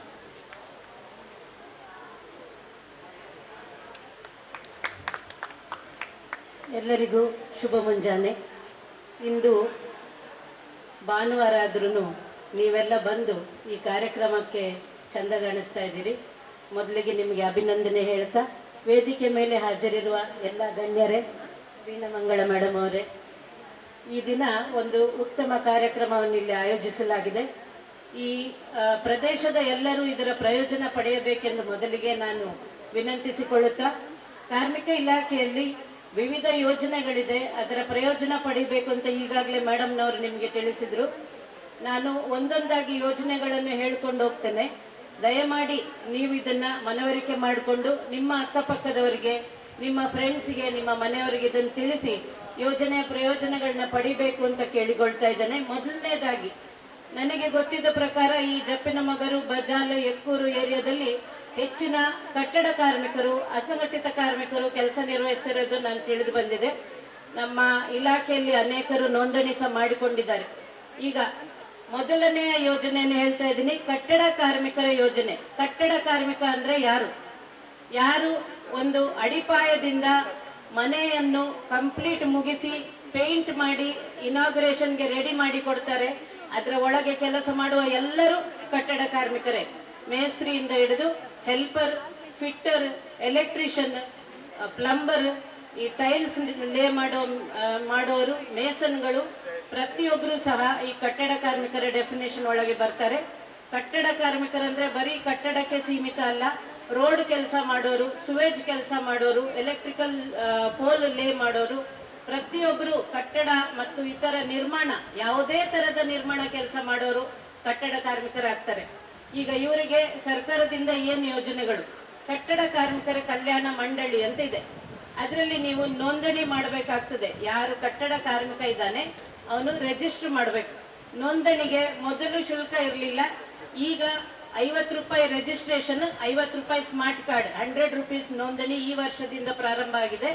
ನೋಂದಣಿ ಮಾಡಿದಲ್ಲಿ ಏನೇನು ಸೌಲಭ್ಯಗಳಿದೆ? ಈಗ ಮೊದಲಿಗೆ 18ರಿಂದ 60 ವರ್ಷದೊಳಗಿನವರು ನೋಂದಣಿ ಮಾಡಬೇಕು. ನೋಂದಣಿ ಮಾಡಿದ್ರೆ, ಈಗ ಮೇಡಮ್ ಅವಾಗಲೇ ಹೇಳಿದ್ರು, ಹುಟ್ಟಿನಿಂದ ಸಾವಿನ ತನಕ ಎಲ್ಲಾ ತರದ ಬೆನಿಫಿಟ್ ಒಬ್ಬ ಮನುಷ್ಯನಿಗೆ, ಕಟ್ಟಡ ಕಾರ್ಮಿಕನಿಗೆ ಏನೇನು ಬೇಕು ಎಲ್ಲ ಬೆನಿಫಿಟ್ಗಳನ್ನ ಈ ಕಟ್ಟಡ ಕಾರ್ಮಿಕರಿಗೆ ನಾವು ನೋಂದಣಿಯಾದವರಿಗೆ ಕೊಡ್ತೇವೆ. ಮೊದಲಿಗೆ ಹೆಣ್ಣು ಮಕ್ಕಳು ರಿಜಿಸ್ಟರ್ ಆದ್ರೆ ಅವರಿಗೆ ಮಗುವಿನ ಹೆರಿಗೆಗೆ 30,000 ರೂಪಾಯಿ ಕೊಡ್ತಾರೆ. 2 ಮಕ್ಕಳಿಗೆ 30,000 ಈಚ್. ಆ ಮಗು ಹುಟ್ಟಿ 3 ವರ್ಷದ ತನಕ ಅದಕ್ಕೆ ಪ್ರತಿ ವರ್ಷ ಪೌಷ್ಟಿಕಾಂಶಕ್ಕೆ ಅಂತ 6,000 ರೂಪಾಯಿ ಕೊಡ್ತಾರೆ. ಪೌಷ್ಟಿಕಾಂಶಕ್ಕೆ 6,000 3 ವರ್ಷದ ತನಕ.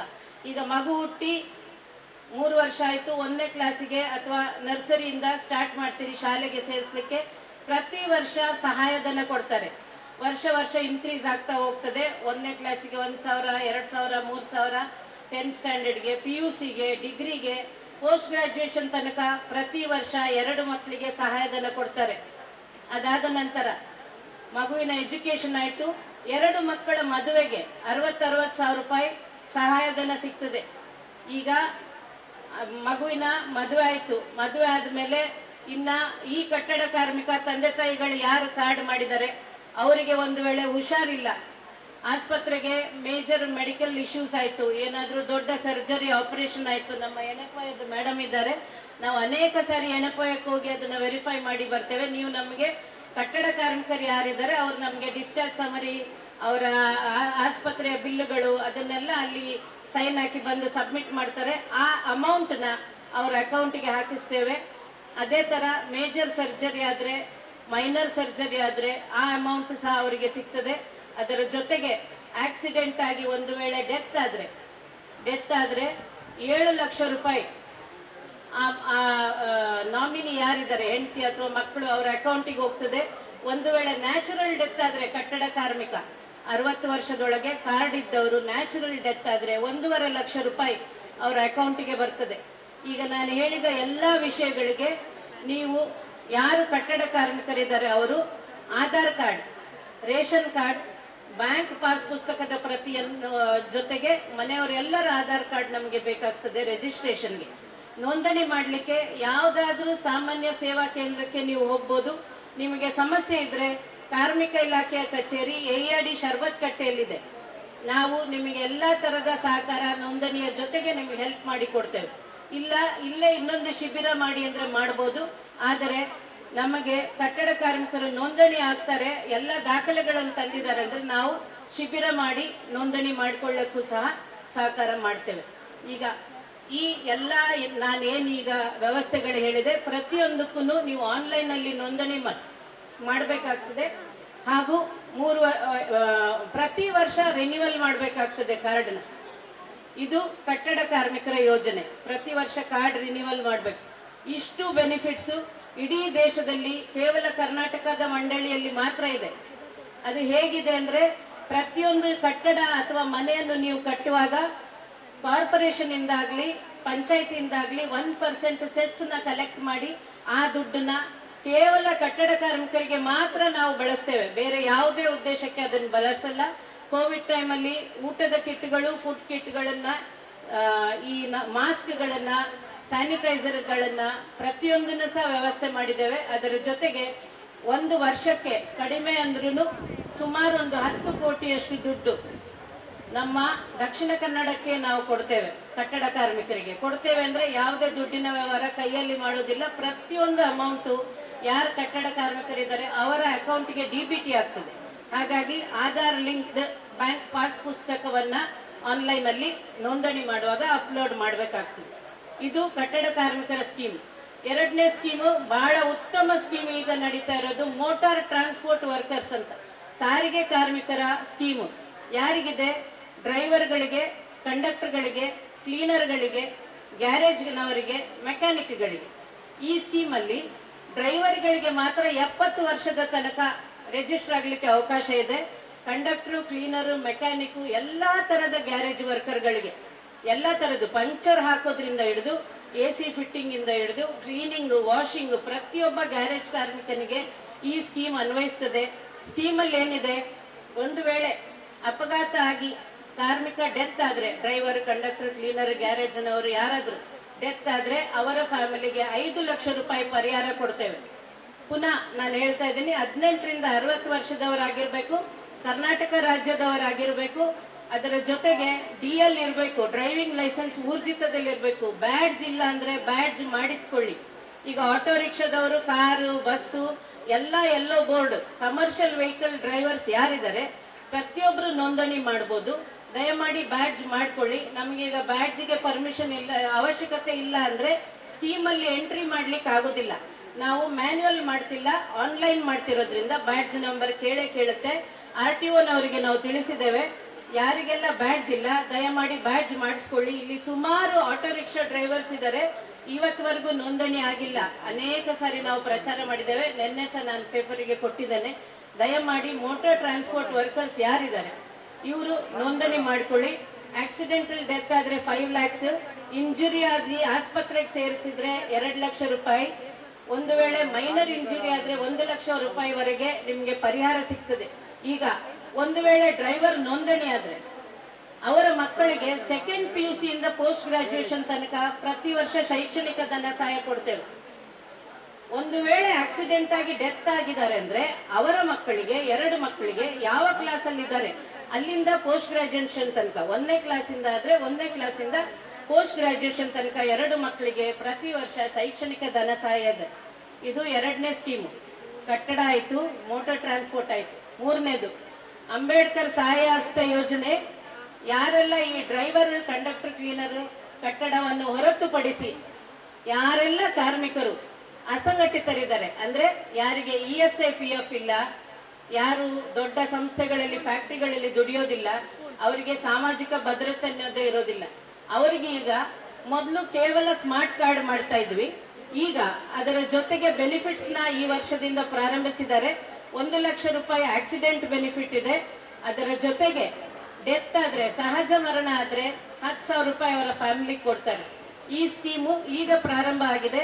ಪ್ರತಿಯೊಬ್ಬರು ಇದರಲ್ಲಿ ನೋಂದಣಿ ಆದ್ರೆ ಯಾರಾಗಬೇಕು? ಟೇಲರ್ಸು, ಅಗಸರು, ಅಕ್ಕಸಾಲಿಗರು, ಹಮಾಲರು, ಇನ್ನ ಯಾವುದೇ ತರದ ಕೆಲಸ ಮಾಡುವವರು ಈ ಯೋಜನೆಯಲ್ಲಿ, ಬೀಡಿ ಕೆಲಸ ಮಾಡೋರು, ಕೃಷಿ ಕೆಲಸ ಮಾಡೋರು, ಇವರೆಲ್ಲ ಈ ಯೋಜನೆಯಲ್ಲಿ ನೋಂದಣಿ ಮಾಡಿಕೊಳ್ಬಹುದು.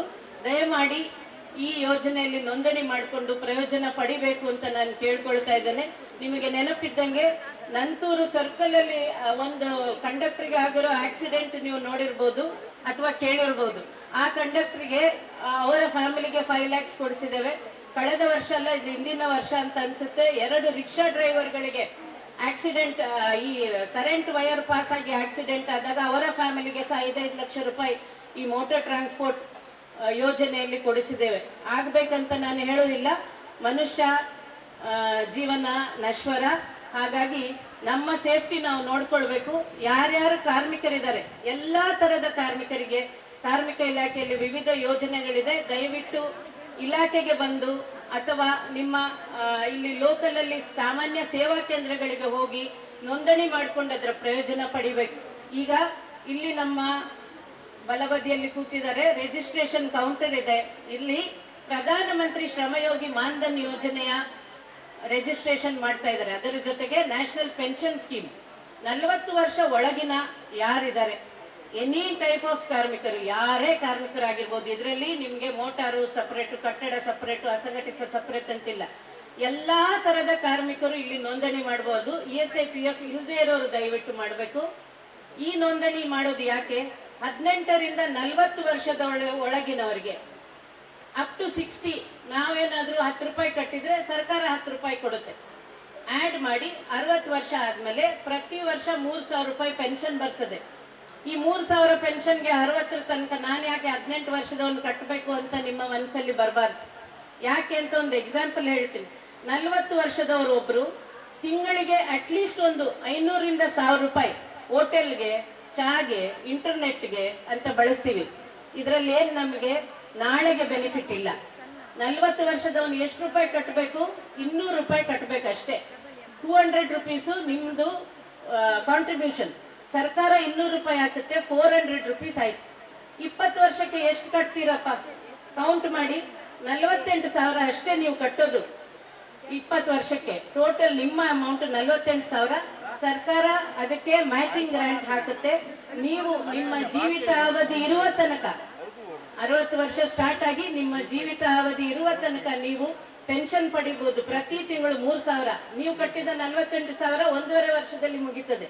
ನಮ್ಮ ಜೀವಿತ ಅವಧಿ 65 ಅನ್ಕೊಂಡ್ರು ಇನ್ನೂ 3.5 ವರ್ಷ ಸರ್ಕಾರ ನಿಮಗೆ ದುಡ್ಡು ಕೊಡ್ತದೆ ಅವರ ಕೈಯಿಂದ. ಅದರ ಜೊತೆಗೆ ಒಂದು ವೇಳೆ ಏನಾದ್ರೂ ಹೆಚ್ಚು ಕಮ್ಮಿ ಆಯ್ತು, ನಾನು ದುಡ್ಡು ಕಟ್ಟಿದವರು ತೀರ್ಕೊಂಡ್ರು, ಆವಾಗ ಅವರ ಹೆಂಡತಿಗೆ ಆ ಬೆನಿಫಿಟ್ ಸಿಗ್ತದೆ. ದಯಮಾಡಿ ಪ್ರಧಾನಮಂತ್ರಿ ಶ್ರಮಯೋಗಿ ಮಾನ್ಧನ್ ಯೋಜನೆಯ ಬೆನಿಫಿಟ್ ಪಡಿಬೇಕು.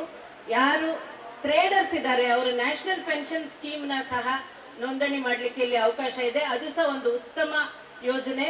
ಅದರಲ್ಲಿ ಸಹ ನೀವು ನೋಂದಣಿ ಮಾಡ್ಕೊಳ್ಬಹುದು. ಚಿಕ್ಕ ಚಿಕ್ಕ ಟ್ರೇಡರ್ಸ್, ಚಿಕ್ಕ ಅಂಗಡಿಗಳಿರೋರು ಅಂತ ವ್ಯಾಪಾರಿಗಳು ಇದರಲ್ಲಿ ರಿಜಿಸ್ಟ್ರೇಷನ್ ಮಾಡಿ ಪೆನ್ಷನ್ ಪಡೀಲಿಕ್ಕೆ ಅವಕಾಶ ಇದೆ. ಸ್ಕೀಮ್ ಸೇಮ್ ಪ್ರಧಾನಮಂತ್ರಿ ಶ್ರಮಯೋಗಿ ಮಾನ್ಧನ್ ಸ್ಕೀಮ್ ತರನೇ ಇದೆ. ಬಟ್ ಇದು ಟ್ರೇಡರ್ಗಳಿಗೆ ಒಂದು ಸೆಪರೇಟ್ ಸ್ಕೀಮ್, ಪೆನ್ಷನ್ ಸ್ಕೀಮ್ ಅಂತ ಇರುತ್ತೆ.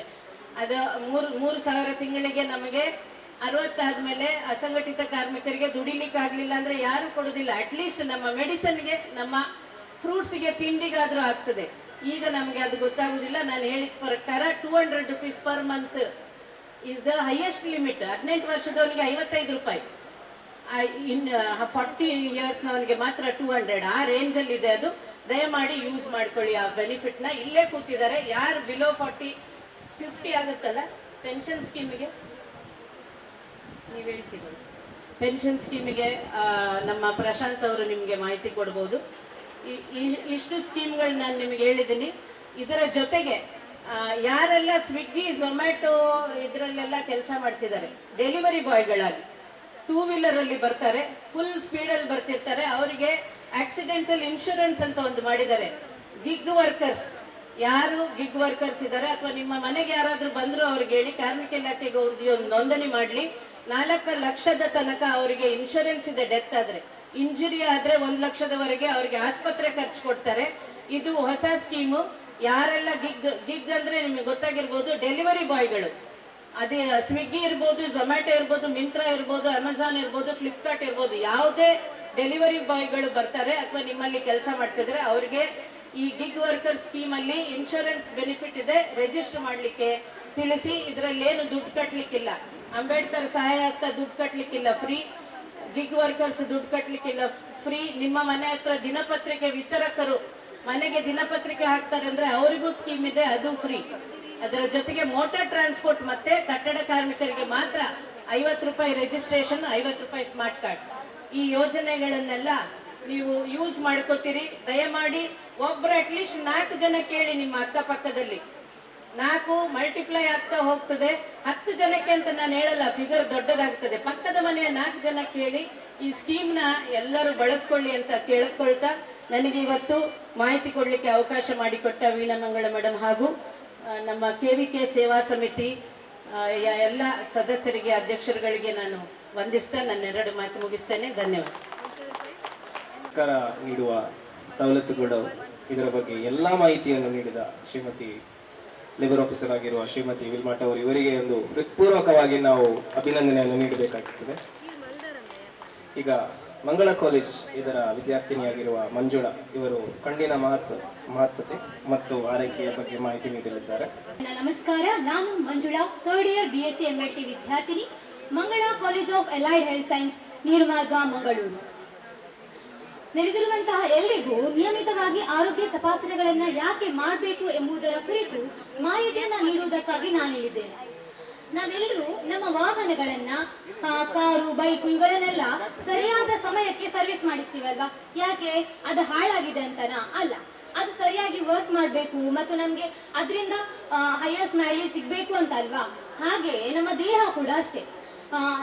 ನಾವ್ ಯಾವಾಗ ಆರೋಗ್ಯ ತಪಾಸಣೆಗಳನ್ನ ಮಾಡಿಸ್ಬೇಕು ಅಂತ ಹೇಳಿದ್ರೆ, ನಮ್ಗೆ ಕಾಯಿಲೆ ಬಂದ ಆದ್ಮೇಲೋ ಅಥವಾ ಅಸ್ವಸ್ಥರಾದ್ಮೇಲೋ ಅಲ್ಲ, ನಾವು ನಮ್ಮ ಆರೋಗ್ಯ ಸರಿಯಾಗಿದೆಯಾ ಎಂಬುದನ್ನ ಟೆಸ್ಟ್ ಮಾಡ್ಲಿಕ್ಕೋಸ್ಕರ ನಾವು ಆರೋಗ್ಯ ತಪಾಸಣೆಗಳನ್ನ ಮಾಡಿಸ್ಬೇಕು.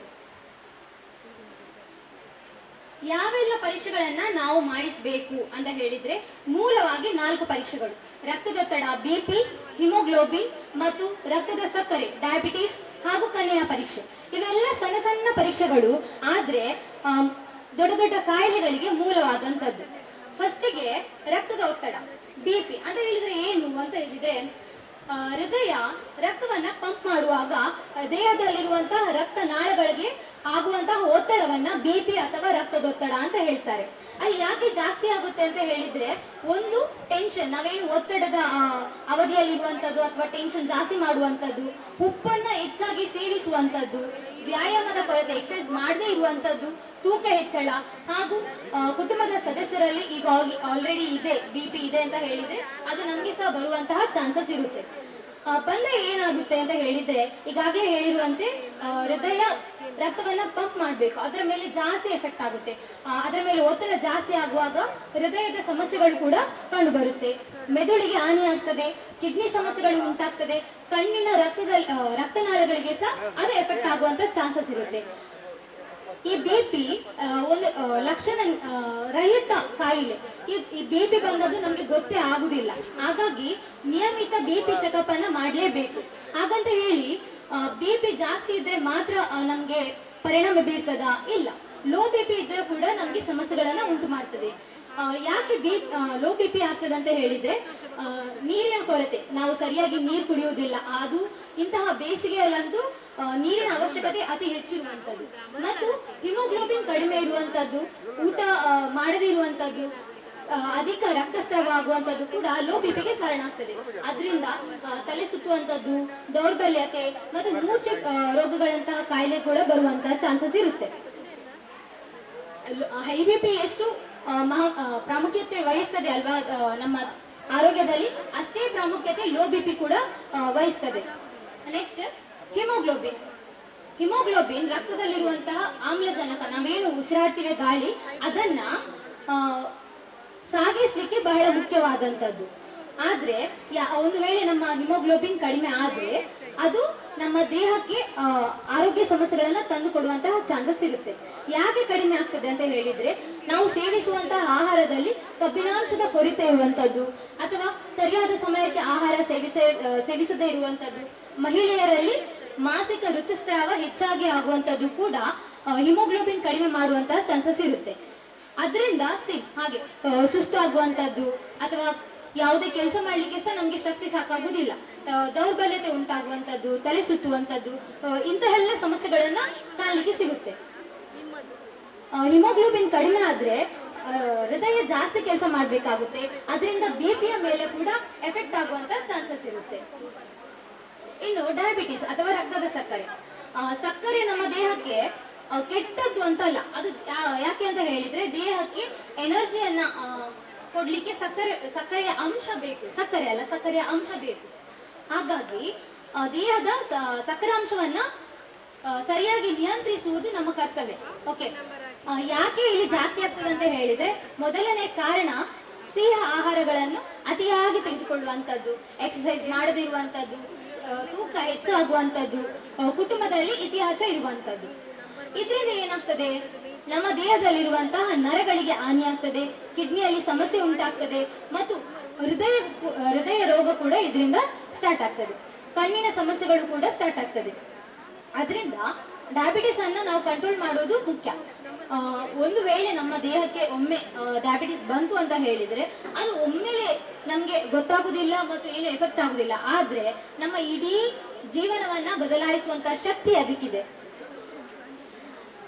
ಬರೀ ಡಯಾಬಿಟಿಸ್ ಅಂತ ಹೇಳಿದ್ರೆ ರಕ್ತದ ಸಕ್ಕರೆ ಜಾಸ್ತಿ ಆಗುವಂತದ್ದು. ಕಡಿಮೆ ಆದ್ರೂ ಕೂಡ ಅದು ನಮ್ಗೆ ಪ್ರಾಬ್ಲಮ್. ಲೋ ಶುಗರ್ ಆಗ್ಲಿಕ್ಕೆ ಕಾರಣ ಏನು? ಊಟ ಬಿಡುವಂತದ್ದು, ಅಥವಾ ಈ ಸಕ್ಕರೆ ಏನ್ ಡಯಾಬಿಟಿಸ್ ಇದೆ ಅಂತ ಹೇಳಿ ನಾವು ಮದ್ದು ತಗೊಳ್ತೇವಲ್ವಾ, ಅದನ್ನ ಹೈ ಡೋಸ್ ಅಲ್ಲಿ ತಗೊಳ್ಳುವುದು ಕೂಡ ನಮ್ಗೆ ಪರಿಣಾಮವನ್ನು ಉಂಟು ಮಾಡ್ತದೆ. ಖಾಲಿ ಹೊಟ್ಟೆಯಲ್ಲಿ ಹೆಚ್ಚಾಗಿ ಎಕ್ಸರ್ಸೈಸ್ ಮಾಡುದು, ಊಟ ಕಡಿಮೆ ಮಾಡುದು, ಆದ್ರೆ ಎಕ್ಸರ್ಸೈಸ್ ಅನ್ನ ಜಾಸ್ತಿ ಮಾಡುವಂತದ್ದು ಕೂಡ ನಮ್ಗೆ ಪ್ರಾಬ್ಲಮ್ ಅನ್ನ ಉಂಟು ಮಾಡ್ತದೆ. ಅದರಿಂದ ಏನಾಗ್ತದೆ ಅಂತ ಹೇಳಿದ್ರೆ ದೇಹದ ನಡುಕ ಉಂಟಾಗುವಂತದ್ದು, ಸುಸ್ತಾಗುವುದು, ಗಡಿಗಡಿಗೆ ಮೂಚೆ ಬರುವಂತದ್ದು ಅಥವಾ ಕಣ್ಣು ಕತ್ತಲೆ ಬರುವಂತಹ ಸಮಸ್ಯೆಗಳು ಕೂಡ ಉಂಟಾಗ್ತದೆ. ಅದಕ್ಕೆ ನಾವು ಸರಿಯಾದ ಸಮಯಕ್ಕೆ ಊಟವನ್ನು ತೆಗೆದುಕೊಳ್ಳುವುದು ಬಹಳ ಮುಖ್ಯ. ಇನ್ನು ಕಣ್ಣಿನ ಪರೀಕ್ಷೆ ಯಾಕೆ ಮಾಡಬೇಕು ಅಂತ ಹೇಳಿದ್ರೆ ಕಣ್ಣು ದೇಹದ ಕೈಗನ್ನಡಿ ಇದ್ದಂತೆ. ಯಾಕೆ ಕಣ್ಣಿನ ಸಮಸ್ಯೆಗಳು ಉಂಟಾಗ್ತದೆ ಅಂತ ಹೇಳಿದ್ರೆ ಒಂದು BP ಹೆಚ್ಚಳ ಆಗುವಂಥದ್ದು, ಡಯಾಬಿಟಿಸ್ ಬಂದ್ರೆ ಹಿಮೋಗ್ಲೋಬಿನ್ ಕಡಿಮೆ ಆಗುವಂಥದ್ದು, ಅಥವಾ ಸ್ಕ್ರೀನ್ ಅನ್ನ ಜಾಸ್ತಿ ಬಳಸುವಂಥದ್ದು, ಮೊಬೈಲ್, ಲ್ಯಾಪ್ಟಾಪ್, ಹೀಗೆ ಜಾಸ್ತಿಯ ಸಮಯಗಳ ಕಾಲ ಈ ಸ್ಕ್ರೀನ್ಗಳನ್ನು ಉಪಯೋಗಿಸುವುದರಿಂದ ಕೂಡ ನಮಗೆ ಕಣ್ಣಿನ ಸಮಸ್ಯೆ ಉಂಟಾಗ್ತದೆ. ಇದರಿಂದ ಏನಾಗ್ತದೆ, ದೃಷ್ಟಿ ಮುಸುಕಾಗ್ತದೆ, ನಿಧಾನವಾಗಿ ಕಣ್ಣಿನ ದೃಷ್ಟಿ ಕುಗ್ಗುವಂಥದ್ದು ಅಥವಾ ಕುರುಡುತನ, ಶಾಶ್ವತವಾಗಿ ಕುರುಡುತನ ಕೂಡ ಉಂಟಾಗುವಂತಹ ಚಾನ್ಸಸ್ ಇರುತ್ತೆ. ಒಮ್ಮೆ ಕಣ್ಣು ಹಾಳಾದ್ಮೇಲೆ, ಕಣ್ಣಿಗೆ ಹಾನಿ ಆದ್ಮೇಲೆ ಅದನ್ನ ಸರಿಪಡಿಸುವಂತದ್ದು ತುಂಬಾ ಕಷ್ಟ. ಈ 4 ಪರೀಕ್ಷೆಗಳು ಒಂದಕ್ಕೊಂದು ಹೇಗೆ ಸಂಬಂಧ ಹೊಂದಿದೆ ಅಂತ ಹೇಳಿದ್ರೆ ಹಿಮೋಗ್ಲೋಬಿನ್ ಕಡಿಮೆ ಆದ್ರೆ ದೇಹದಲ್ಲಿರುವಂತಹ ಆಮ್ಲಜನಕ ಕೊರತೆ ಆಗ್ತದೆ ಮತ್ತು ಹೃದಯದ ಒತ್ತಡ ಹೆಚ್ಚಳ ಆಗುವಂತದ್ದು. ಡಯಾಬಿಟಿಸ್ ಹೆಚ್ಚಾದ್ರೆ ರಕ್ತನಾಳಗಳಿಗೆ ಹಾನಿ ಆಗ್ತದೆ ಮತ್ತು BP ಕೂಡ ಹೆಚ್ಚಾಗ್ತದೆ. BP ಹೆಚ್ಚಾದ್ರೆ ಮತ್ತು ಡಯಾಬಿಟಿಸ್ ಎರಡೂ ಒಟ್ಟಿಗೆ ಇದ್ರೆ ಕಣ್ಣಿನ ಮೇಲೆ ಎಫೆಕ್ಟ್ ಆಗ್ತದೆ, ಕಿಡ್ನಿ ಹಾಳಾಗ್ತದೆ. ಲೋ ಶುಗರ್ ಇದ್ರೆ ಅದು ತಕ್ಷಣದ ಎಫೆಕ್ಟ್ಸ್ ಕೊಡ್ತದೆ, ತಲೆ ಸುತ್ತುವಂತದ್ದು, ಮೂರ್ಛೆ ರೋಗ, ಇಂತಹ ರೋಗಗಳು ಬರ್ಲಿಕ್ಕೆ ಚಾನ್ಸಸ್ ಇದೆ. ನಾವು ಯಾವಾಗ ಈ ಪರೀಕ್ಷೆಗಳನ್ನ ಮಾಡಬೇಕು? ಈ ಆರೋಗ್ಯ ತಪಾಸಣೆ ಅಂತ ಹೇಳಿದ್ರೆ ನಮ್ಮೆಲ್ಲರ ಮನಸ್ಸಿಗೆ ಬರುವಂತದ್ದು ವಯಸ್ಕರು ಮಾತ್ರ ಆರೋಗ್ಯ ತಪಾಸಣೆಗಳನ್ನ ಮಾಡಬೇಕು ಅಂತ ಹೇಳಿ. ಆದ್ರೆ ಪ್ರತಿಯೊಬ್ಬರು ಈ ಪರೀಕ್ಷೆಗಳನ್ನ ಮಾಡಿಸ್ಲೇಬೇಕು. ಯುವಕರು ವರ್ಷಕ್ಕೆ ಒಮ್ಮೆ ಆದ್ರೂ ಇಂತಹ ಪರೀಕ್ಷೆಗಳನ್ನ ಮಾಡಿಸ್ಲೇಬೇಕು. 25 ವರ್ಷದ ನಂತರದವರು 6 ತಿಂಗಳಿಗೊಮ್ಮೆ ಆದ್ರೂ ಇಂತಹ ಪರೀಕ್ಷೆಗಳನ್ನ ಮಾಡಿಸಬೇಕು. 40 ವರ್ಷದ ನಂತರದವರು ನಿಯಮಿತವಾಗಿ 3 ತಿಂಗಳಿಗೊಮ್ಮೆ ಆದ್ರೂ ಈ ಪರೀಕ್ಷೆಗಳನ್ನ ಮಾಡಿಸಲೇಬೇಕು. ಮತ್ತು BP, ಡಯಾಬಿಟಿಸ್ ಇಂತಹ ಕಾಯಿಲೆಗಳು ಇದೆ ಅಂತ ಆದ್ರೆ ನಾವು ಗಡಿಗಡಿಗೆ ಈ ಪರೀಕ್ಷೆಗಳನ್ನ ಮಾಡಿಸುವಂತದ್ದು ಬಹಳ ಮುಖ್ಯವಾಗ್ತದೆ. ನಮ್ಮೆಲ್ಲರ ಭ್ರಮೆ ಅಂತ ಹೇಳಿದ್ರೆ ನಾವೆಲ್ಲರೂ ಆರೋಗ್ಯವಾಗಿದ್ದೇವೆ ಅಂತೇಳಿ ನಮ್ಗೆ ನಾವೇ ಅನ್ಕೊಂಡ್ ಬಿಡುದು, ನಾವೇ ಡಾಕ್ಟರ್ ಆಗಿ ಬಿಡ್ತೇವೆ. ಆದ್ರೆ ನಾವು ಆರೋಗ್ಯವಾಗಿದ್ದೇವಾ ಇಲ್ವಾ ಎಂಬುದು ನಾವು ಪರೀಕ್ಷೆಗಳನ್ನ ಮಾಡಿಸಿದ್ರೆ ಮಾತ್ರ ಗೊತ್ತಾಗುವಂತದ್ದು. ನಾವು ಯಾಕೆ ನಿಯಮಿತವಾಗಿ ಆರೋಗ್ಯ ತಪಾಸಣೆ ಮಾಡಬೇಕು? ರೋಗವನ್ನ ಆರಂಭದಲ್ಲೇ ಪತ್ತೆ ಮಾಡುವುದರಿಂದ ನಮ್ಗೆ ಚಿಕಿತ್ಸೆ ಸುಲಭವಾಗ್ತದೆ, ಖರ್ಚು ಕಡಿಮೆ ಆಗ್ತದೆ, ಜೀವನದ ಗುಣಮಟ್ಟ ಕೂಡ ಉತ್ತಮವಾಗ್ತದೆ. ಒಂದು ವೇಳೆ ಚಿಕಿತ್ಸೆ ತಡವಾದ್ರೆ ಖರ್ಚು ಜಾಸ್ತಿ ಆಗ್ತದೆ, ಜೀವನ ಆಲ್ರೆಡಿ ನಮ್ಗೆ ಕಷ್ಟ ಆಗಿ ಹೋಗ್ತದೆ ಎಲ್ಲದಕ್ಕೂ.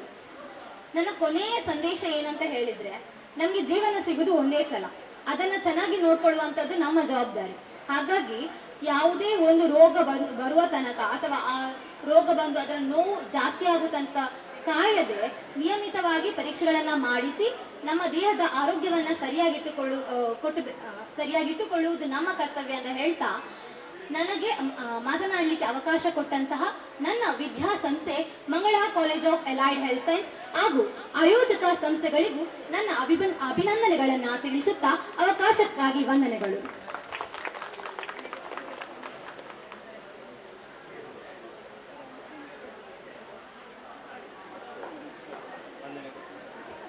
ವಂದನೆಗಳು ಮಂಜುಳಾ ಇವರಿಗೆ. ಈಗ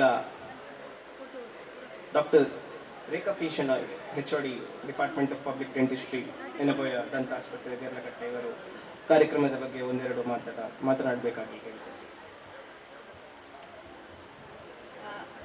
ಆ್ಯಕ್ಚುಲಿ ನನಗೆ ಒಮ್ಮೆ ಅನಿಸಿತು ನಾನು ಮಾತಾಡೋದು ಅಗತ್ಯ ಉಂಟಾ ಅಂತ. ಯಾಕೆಂದ್ರೆ ನನಗಿಂತ ಮುಂಚೆ ಮಾತಾಡಿದವರು ಇಷ್ಟು ಚಂದ ಮಾಡಿ ಮಾತಾಡಿಬಿಟ್ಟಿದ್ದಾರೆ, ಎಲ್ಲ ಆರೋಗ್ಯದ ಬಗ್ಗೆ, ಎಲ್ಲ ರೋಗದ ಬಗ್ಗೆ ಎಲ್ಲ ಹೇಳಿಬಿಟ್ಟಿದ್ದಾರೆ. ಸೊ ಆ್ಯಕ್ಚುಲಿ ನಾನು ಮಾತಾಡೋ ಅಗತ್ಯ ಉಂಟಾ ಇಲ್ಲ ಅಂತ ಸಹ ನನಗೆ ಗೊತ್ತಿಲ್ಲ. ಆದರೆ ನಾನು ನನ್ನ ಸಂಸ್ಥೆಯ ವಿಷಯ ಸ್ವಲ್ಪ ಹೇಳಬೇಕಂತ ಹೇಳಿ ಮಾತಾಡ್ತಾ ಇದ್ದೇನೆ.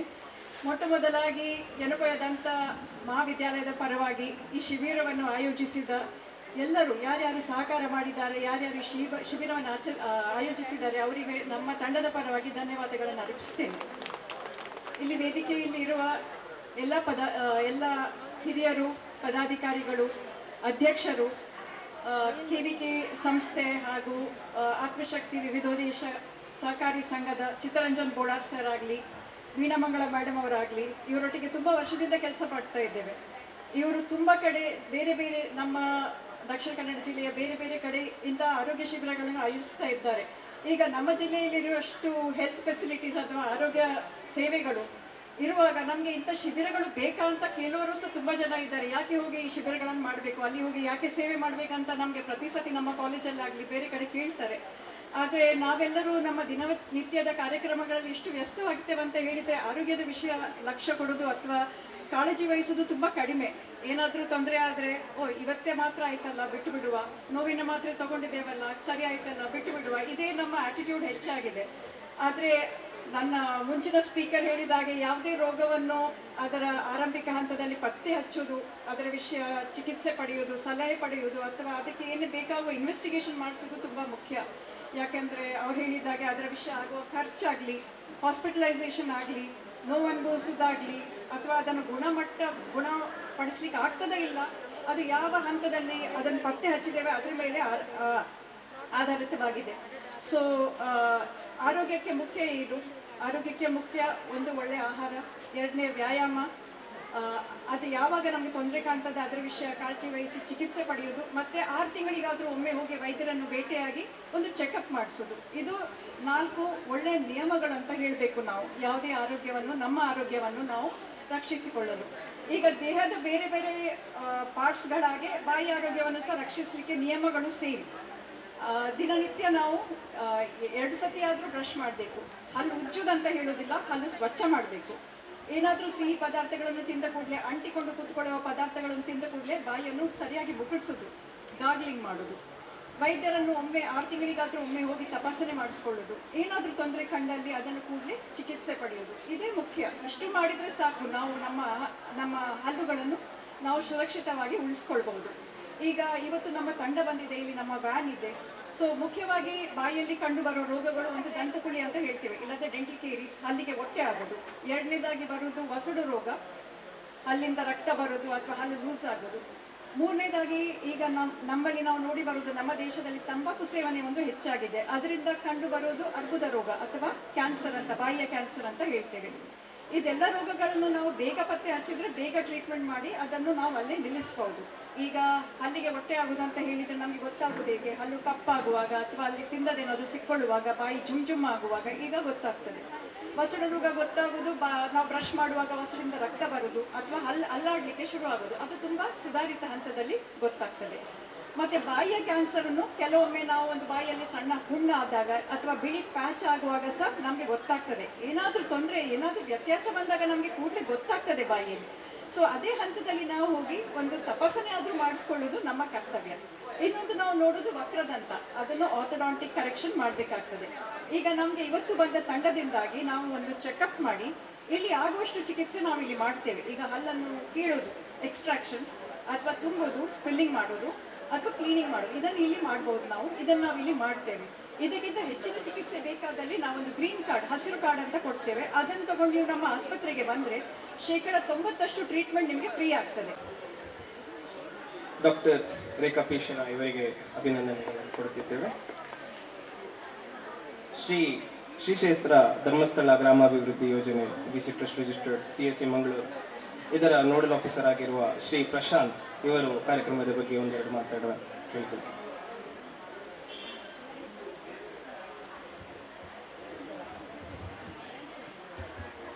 ಓಂ ಶ್ರೀ ಮಂಜುನಾಥಾಯ ನಮಃ. ಹಾಗೆ ಸ್ಥಳ ಸಾನ್ನಿಧ್ಯದ ಆರಾಧ್ಯ ದೇವರನ್ನು ಮನಸ್ಸಾರಿ ಸ್ಮರಿಸಿಕೊಂಡು ಈ KVK ಸಮಿತಿಯವರ ಆಯೋಜಿಸಿದಂಥ ದಂತ ತಪಾಸಣಾ, ನೇತ್ರ ತಪಾಸಣಾ ಶಿಬಿರಕ್ಕೆ ಎಲ್ಲರನ್ನು ವಂದಿಸುತ್ತಾ, ಹಾಗೆ ನಮ್ಮ ಈ ಕಾರ್ಯಕ್ರಮದ ಅಧ್ಯಕ್ಷತೆಯನ್ನು ವಹಿಸಿದ ಗಣ್ಯ 2 ವರ್ಷದಿಂದ ಅವರ ವೇದಿಕೆಯಲ್ಲಿ ಹಂಚಿಕೊಳ್ತಿದ್ದೇನೆ. ಸಾಕಷ್ಟು ಪ್ರಭಾವಿ ವ್ಯಕ್ತಿ ಅಂತ ಹೇಳ್ಬೋದು ಅವರನ್ನು. ಯಾಕೆಂತ ಹೇಳಿದ್ರೆ ನಾವು ಇಡೀ ತಾಲೂಕಿನಾದ್ಯಂತ ನಾವು ಮುಡಿಪಿಂದ ಹಿಡಿದು ಮುಲ್ಕಿ ಸೀಮೆ ತನಕ ನಮಗೆ ವ್ಯಾಪ್ತಿ ಇದೆ. ಮಂಗಳೂರು ತಾಲೂಕು ಶ್ರೀ ಕ್ಷೇತ್ರ ಧರ್ಮಸ್ಥಳ ಗ್ರಾಮಾಭಿವೃದ್ಧಿ ಯೋಜನೆ, ಅಲ್ಲಿ ಇವರ ಒಂದು ವರ್ಚಸ್ಸು ನಮಗೆ ಒಂದು ಪ್ರೇರಣೆಯಾಗಿದೆ. ಯಾಕೆಂತೇಳಿ ಬಿಡುವಿಲ್ಲದ ಕೆಲಸವನ್ನು ಕೆಲವೊಂದ್ಸಲ ಮಾಡ್ತಾರೆ. ಈ ಮಳೆಯ ಸಂದರ್ಭದಲ್ಲಿ ಯಾಕೆ ಹೇಳ್ಬೇಕು ಅಂತ ಹೇಳಿದ್ರೆ, ಈ ಜಪ್ಪಿನ ವಲಯದಲ್ಲಿ ಕಾರ್ಯಕ್ರಮ ಮಾಡುವಾಗ ನಾವು ಅವರ ವ್ಯಕ್ತಿತ್ವವನ್ನು ಬಗ್ಗೆ ಗುರುತಿಸುವುದು ಕೂಡ ಒಳ್ಳೆ ಒಂದು ವಿಚಾರ ಅಂತ ಎನಿಸಿದೆ. ಯಾಕೆಂತ ಹೇಳಿದ್ರೆ, ಒಂದು ಮಳೆ ಬರುವ ಸಂದರ್ಭದಲ್ಲಿ ಕೂಡ ಆಗಬಹುದು, ಅವರ ಆ ಸಂದರ್ಭದಲ್ಲಿ ಕೂಡ ತನ್ನ ವ್ಯಾಪ್ತಿಯಲ್ಲಿ ಬರುವಂತಹ ಎಲ್ಲ ನಾಗರಿಕರಿಗೆ ಸಮಸ್ಯೆ ಆಗಬಾರ್ದು ಎನ್ನುವ ದೃಷ್ಟಿಕೋನದಿಂದ ರಾತ್ರಿ ಹಗಲು ಶ್ರಮಿಸಿದನ್ನು ಕೂಡ ನಾನು ಸ್ಮರಿಸ್ತೇನೆ. ಯಾಕೆಂತ ಹೇಳಿದ್ರೆ, ಈಗಿನ ಕಾಲದಲ್ಲಿ ಒತ್ತಡದಲ್ಲಿ ನಾವೆಲ್ಲ ಸಿಲುಕದಿರೋ ಸಂದರ್ಭದಲ್ಲಿ ಈ ಸಮಾಜ ಸೇವೆಗೆ ನಾವೆಷ್ಟು ಜನ ಭಾಗಿಗಳಾಗ್ತೇವೆ ಅಂತ ಹೇಳೋದು ನಾವು ಈಗ ಕಂಡುಕೊಂಡಿದ್ದೇವೆ. ಶ್ರೀ ಕ್ಷೇತ್ರ ಧರ್ಮಸ್ಥಳ ಗ್ರಾಮಾಭಿವೃದ್ಧಿ ಯೋಜನೆ 1982 ಇಸ್ವಿಯಲ್ಲಿ ಗ್ರಾಮದ ಕೃಷಿಕರನ್ನು ಒಗ್ಗೂಡಿಸುವ ನಿಟ್ಟಿನಲ್ಲಿ ಅಲ್ಲಿಯ ಜನರಿಗೆ ಕೃಷಿಯ ಮಹತ್ವವನ್ನು ತೊಡಗಿಸಿಕೊಳ್ಳುವಲ್ಲಿ ಪ್ರೇರಣೆಯನ್ನು ಕೊಟ್ಟು, ಆ ನಂತರದಲ್ಲಿ ಮಹಿಳೆಯರನ್ನು ಒಗ್ಗೂಡಿಸಿಕೊಂಡು ಸ್ವಸಹಾಯ ಸಂಘಗಳನ್ನು ಮಾಡಿಕೊಂಡು ಮಹಿಳೆಯರಲ್ಲಿ ಆರ್ಥಿಕ ಸದೃಢಗೊಳಿಸಿ, ಇಂದಿನ ಕಾಲದಲ್ಲಿ ಒಂದು ಕತೆ ಇತ್ತು. ಯಾಕೆಂತ ಹೇಳಿದ್ರೆ ಅವಾಗ ಪುರುಷ ಸಮಾಜ ಇತ್ತು. ಆ ಸಂದರ್ಭದಲ್ಲಿ ಮಹಿಳೆಯರನ್ನು ಸಮಾಜಮುಖಿಯಾಗಿ ಕೆಲಸ ಮಾಡಬೇಕಾದ ಶ್ರೀ ಕ್ಷೇತ್ರ ಧರ್ಮಸ್ಥಳ ಗ್ರಾಮಾಭಿವೃದ್ಧಿ ಯೋಜನೆ ಹಾಗೂ ಶ್ರೀ ಕ್ಷೇತ್ರ ಕಾವಂದರ ಹಾಗೂ ಮಾಸುಶ್ರೀ ಅಮ್ಮನವರ ಆಶಯದ ಗ್ರಾಮಾಭಿವೃದ್ಧಿ ಯೋಜನೆ ಮೂಲ ಕಾರಣ. ಈ ಕರ್ನಾಟಕ ರಾಜ್ಯಾದ್ಯಂತ 258 ತಾಲೂಕುಗಳನ್ನು ನಾವು ಓಪನ್ ಮಾಡಿದ್ದೀವಿ.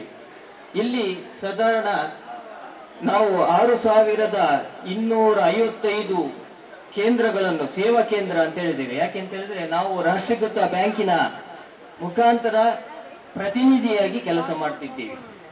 ಬ್ಯಾಂಕ್ ಆಫ್ ಬರೋಡಾ ಆಗ್ಬೋದು, SBI ಆಗಿರ್ಬೋದು, ಹಾಗೆ ಕೆನರಾ ಬ್ಯಾಂಕ್ ಆಗಿರ್ಬೋದು.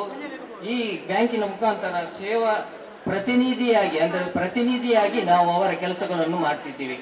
ಇಲ್ಲಿ ನೀವು ಜೆಪಿನ ಮೊಗ್ಗರಲ್ಲಿನಲ್ಲಿ ನಾವು 2 ಶಾಖೆಗಳನ್ನು ಓಪನ್ ಮಾಡಿದ್ವಿ. ಒಂದು ಇಲ್ಲಿ ಕರ್ಮಾರಿನಲ್ಲಿ, ಮತ್ತೊಂದು ನಮ್ಮ ಜೆಪಿನ ಮುಗುರು ಅಂತ. ಪೂಜ್ಯ ಕಾವಂದರು ರಾಜ್ಯಾದ್ಯಂತ CSC ಕೇಂದ್ರಗಳನ್ನು ನಾವು ಸ್ಥಾಪಿಸಿದ್ದೇವೆ. ಈ CSC ಕೇಂದ್ರದಲ್ಲಿ ಉಚಿತ ಹಾಗೂ ಸರ್ಕಾರಿ ದರದಲ್ಲಿ ಸಿಗುವಂತಹ ಸೌಲಭ್ಯಗಳನ್ನು ನಾವು ನೀಡುತ್ತಾ ಬಂದಿದ್ದೀವಿ. ಸುಮಾರು ಮೊದಲಿಗಾಗಿ ನಾವು ಆಯುಷ್ಮಾನ್ ಕಾರ್ಡ್ ಮಾಡಿದ್ದೀವಿ. ಕೆಲವರು ಎನಿಸಿರ್ಬೋದು, ಕೇಂದ್ರ ಸರ್ಕಾರದ ಈ ಕಾರ್ಯಕ್ರಮ ಆಭಾ ಕಾರ್ಡ್ ಅಂತ ಹೇಳ್ತೀವಿ. ಇದು BPL ಕಾರ್ಡ್ದವರಿಗೆ 5 ಲಕ್ಷ ತನಕ ಅವರ ಕುಟುಂಬಕ್ಕೆ ಸೌಲಭ್ಯ ಸಿಗ್ತದೆ, ಚಿಕಿತ್ಸೆ ಸೌಲಭ್ಯ.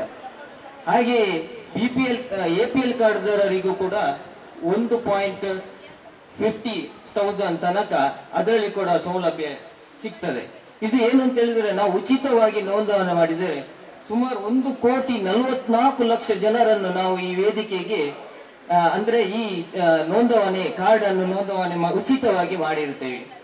ಹಾಗೆ ಈ ಶ್ರಮ್ ಕಾರ್ಡ್ ಆಗಿರ್ಬೋದು. ಈ ಶ್ರಮ್ ಕಾರ್ಡ್ ಅಂತ ಹೇಳಿದ್ರೆ ಈಗ ಆಯುಷ್ಮಾನ್ ಕಾರ್ಡ್ ಅಂತ ಮೊನ್ನೆ ನನಗೆ ಫೋನ್ ಮಾಡಿದ್ರು 12 ಗಂಟೆ ರಾತ್ರಿಗೆ.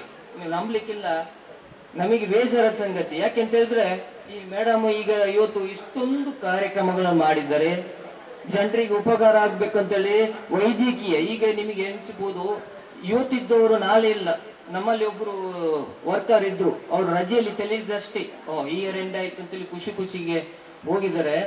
ಅವ್ರಿಗೆ ನಿನ್ನೆ ಹಾರ್ಟ್ ಅಟ್ಯಾಕ್ ಅಂತ ಊಟ ಮಾಡಿ ಮನೆಯಲ್ಲಿ ಲೆಕ್ಕ ಹಾಕಿ. ಯಾವ ರೀತಿ ನಾವು ನೋಡುವಾಗ ದಷ್ಟಪುಷ್ಟರಾಗಿರ್ತೇವೆ, ನಮಗೇನಾಗುದಿಲ್ಲ, ಒತ್ತಡದ ಜೀವನದಲ್ಲಿ ಕೆಲಸ ಮಾಡ್ತಿರ್ತೀವಿ, ನೀರು ಸಹ ಕುಡಿಯೋದಿಲ್ಲ, ಊಟ ಸಹ ಮಾಡೋದಿಲ್ಲ. ಆ ಸಂದರ್ಭದಲ್ಲಿ ನಮ್ಮ ದೇಹ ನಮಗೆ ನೋಡುವಾಗ ಕಾಣಿಸ್ಬೋದು, ಇವನು ಒಳ್ಳೆ ಆರೋಗ್ಯವನ್ನು ಕಾಪಾಡಿದ್ದಾನೆ ಅಂತ. ಒಳಗಿನ ಸ್ಥಿತಿ ಪರಮಾತ್ಮನಿಗೆ ಗೊತ್ತಿರೋದು. ಅವರು ಊಟ ಮಾಡಿ ಜಸ್ಟ್ ಕೂತ್ಕೊಂಡಿದ್ದಾರೆ, ಅಲ್ಲಿ ಅವರ ಪ್ರಾಣ ನಿನ್ನೆ ಹಾಗೆ. ನನಗೆ ಅದನ್ನು ಕೇಳುವಾಗ ನಮಗೆ ಶಕ್ತಿ ಬರೋದಿಲ್ಲ. ಯಾಕೆಂತೇಳಿ ನಾವು ಕೂಡ ಯಾವ ರೀತಿಯಲ್ಲಿ ಇರ್ತೇವೆ ಅಂತ ಗೊತ್ತಾ. ಈ ಬಿಸಿಲೇ ಎನ್ನದೆ ನಾವು ಇಡೀ ಕಾರ್ಯಕ್ರಮ ಅಂತೇಳಿ ಎಲ್ಲಿಗೂ ಕೂಡ ರೆಡಿ ಇರ್ತೇವೆ. ಆ ಸಂದರ್ಭದಲ್ಲಿ ನಮ್ಮ ಆರೋಗ್ಯದ ಬಗ್ಗೆ ನಾವು ಹೆಚ್ಚಿನ ಮಹತ್ವವನ್ನು ಕೊಡಬೇಕು. ಈ ರಜಾ ಟೈಮಿನಲ್ಲಿ ಕೂಡ ಎಲ್ಲರಿಗೂ ಪುರುಷೋತ್ತು ಅಂದ್ರೆ ಎಲ್ಲರಿಗೂ ಫ್ರೀ ಆಗಿರ್ತಾರೆ ಎನ್ನುವ ಟೈಮಿನಲ್ಲಿ ಈ ಕಾರ್ಯಕ್ರಮ ಆಯೋಜಿಸುವಾಗ ಇಲ್ಲಿ ನಮ್ಮ ಊಹೆಗಿಂತ ಹೆಚ್ಚು ಜನ ಸೇರಬೇಕಿತ್ತು. ಆದ್ರೂ ಕೂಡ ನೋಡಿ, ಇದರಲ್ಲಿ ಗೊತ್ತಾಗ್ತದೆ ನಮ್ಮ ಆಸಕ್ತಿ ಎಲ್ಲಿದೆ ಅಂತ.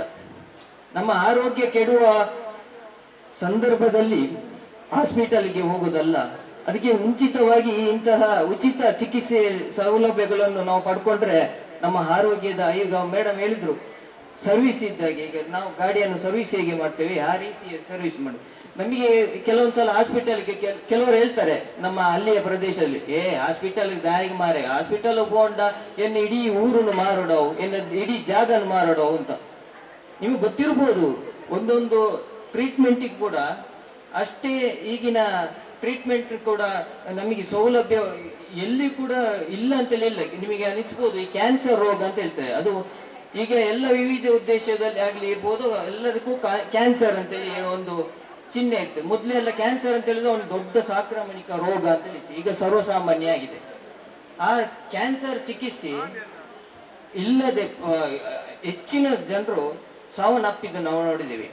ಈಗ ನಮ್ಮಲ್ಲಿ ಹಲವು ಹಾಸ್ಪಿಟಲ್ಗಳಲ್ಲಿ ಈ ಫೆಸಿಲಿಟಿಗಳನ್ನು ತಂದು ಜನರಿಗೆ ಸೌಲಭ್ಯವನ್ನು ಸಿಗ್ಬೇಕು ಎನ್ನುವ ಉದ್ದೇಶದಿಂದ ಅವರು ಗುಣಮುಖರಾಗಬೇಕು, ಸಮಾಜದಲ್ಲಿ ರೋಗ ಮುಕ್ತರನ್ನಾಗಿಸಬೇಕು ಅಂತ ಹೇಳಿ ಅವರಿಗೆ ಅಷ್ಟೇ ಬಂಡವಾಳ ಹಾಕಿರ್ತಾರೆ. ಆ ರೀತಿಯಲ್ಲಿ ಖರ್ಚು ವೆಚ್ಚಗಳು ಇರ್ತವೆ.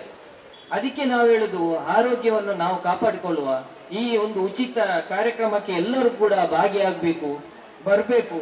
ಹಾಗೆ ಈಗ ಆಯುಷ್ಮಾನ್ ಕಾರ್ಡ್ ಬಗ್ಗೆ ಹೇಳಿದೆ. ಕೇಂದ್ರ ಸರ್ಕಾರದ ಆಭಾ ಕಾರ್ಡ್ ನಿಮಗೆ ಗೊತ್ತಿರಬಹುದು, ಇದು ಉಚಿತವಾಗಿ ಕೊಡುವಂಥದ್ದು. 5 ಲಕ್ಷ ತನಕ ಸೌಲಭ್ಯ ಇದೆ.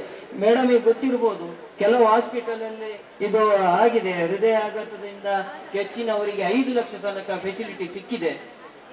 ಮತ್ತೆ ಕೆಲವು ಅದರಲ್ಲಿ ಸೌಲಭ್ಯಗಳು ಇರ್ತದೆ, ಅಂದ್ರೆ ಜ್ವರಕ್ಕೆ ಮತ್ತೆ ಇನ್ನಿತರ ಕಾಯಿಲೆಗಳಿಗೆ ಆಗುದಿಲ್ಲ, ದೊಡ್ಡ ಸಾಂಕ್ರಾಮಿಕ ರೋಗಗಳಿಗೆಲ್ಲ ಈ ಚಿಕಿತ್ಸೆ ಸೌಲಭ್ಯ ಪಡ್ಬೋದು. ಮತ್ತೊಂದು ಈ ಶ್ರಮ್ ಕಾರ್ಡ್ ಅಂತ ಹೇಳಿದ್ದೇವೆ ನಾವು. ಕೇಂದ್ರ ಸರ್ಕಾರದಾಗ್ಲಿ ಯಾವುದೇ ಆಗ್ಲಿ ಗವರ್ಮೆಂಟಿನಲ್ಲಿ ನಮಗೆ ಸೌಲಭ್ಯ ಸಿಗ್ತಿಲ್ಲ ಅಂತ ಹೇಳುವ ದೂರುಗಳು ಬರ್ತಾ ಇದೆ. ಹೆಚ್ಚಿನವರು ಕಾರ್ಮಿಕ ಇಲಾಖೆ ಹೋಗಿ ಗಲಾಟೆ ಮಾಡುವುದು ಕೂಡ ನಾವು ಗಮನಿಸಿದ್ದೀವಿ.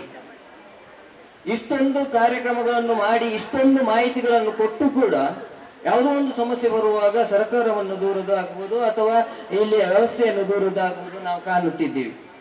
ಈ ಶ್ರಮ್ ಕಾರ್ಡ್ ಅಂತೇಳಿ ನಾವು ಹೇಳಿದ್ವಿ, ಇದು ಉಚಿತವಾಗಿ ಮಾಡಿದ್ದೇವೆ. ಇದು ಏನು ಅಂತ ಹೇಳಿದ್ರೆ 16 ವರ್ಷದಿಂದ 59 ವರ್ಷ ತನಕ ವ್ಯಕ್ತಿಗಳನ್ನು ನಾವು ಈ ವೇದಿಕೆಯಲ್ಲಿ ಎಂಟ್ರಿ ಮಾಡ್ತಿದ್ದೇವೆ. ಅಂತ ಒಂದು ವೇದಿಕೆ ಇದು.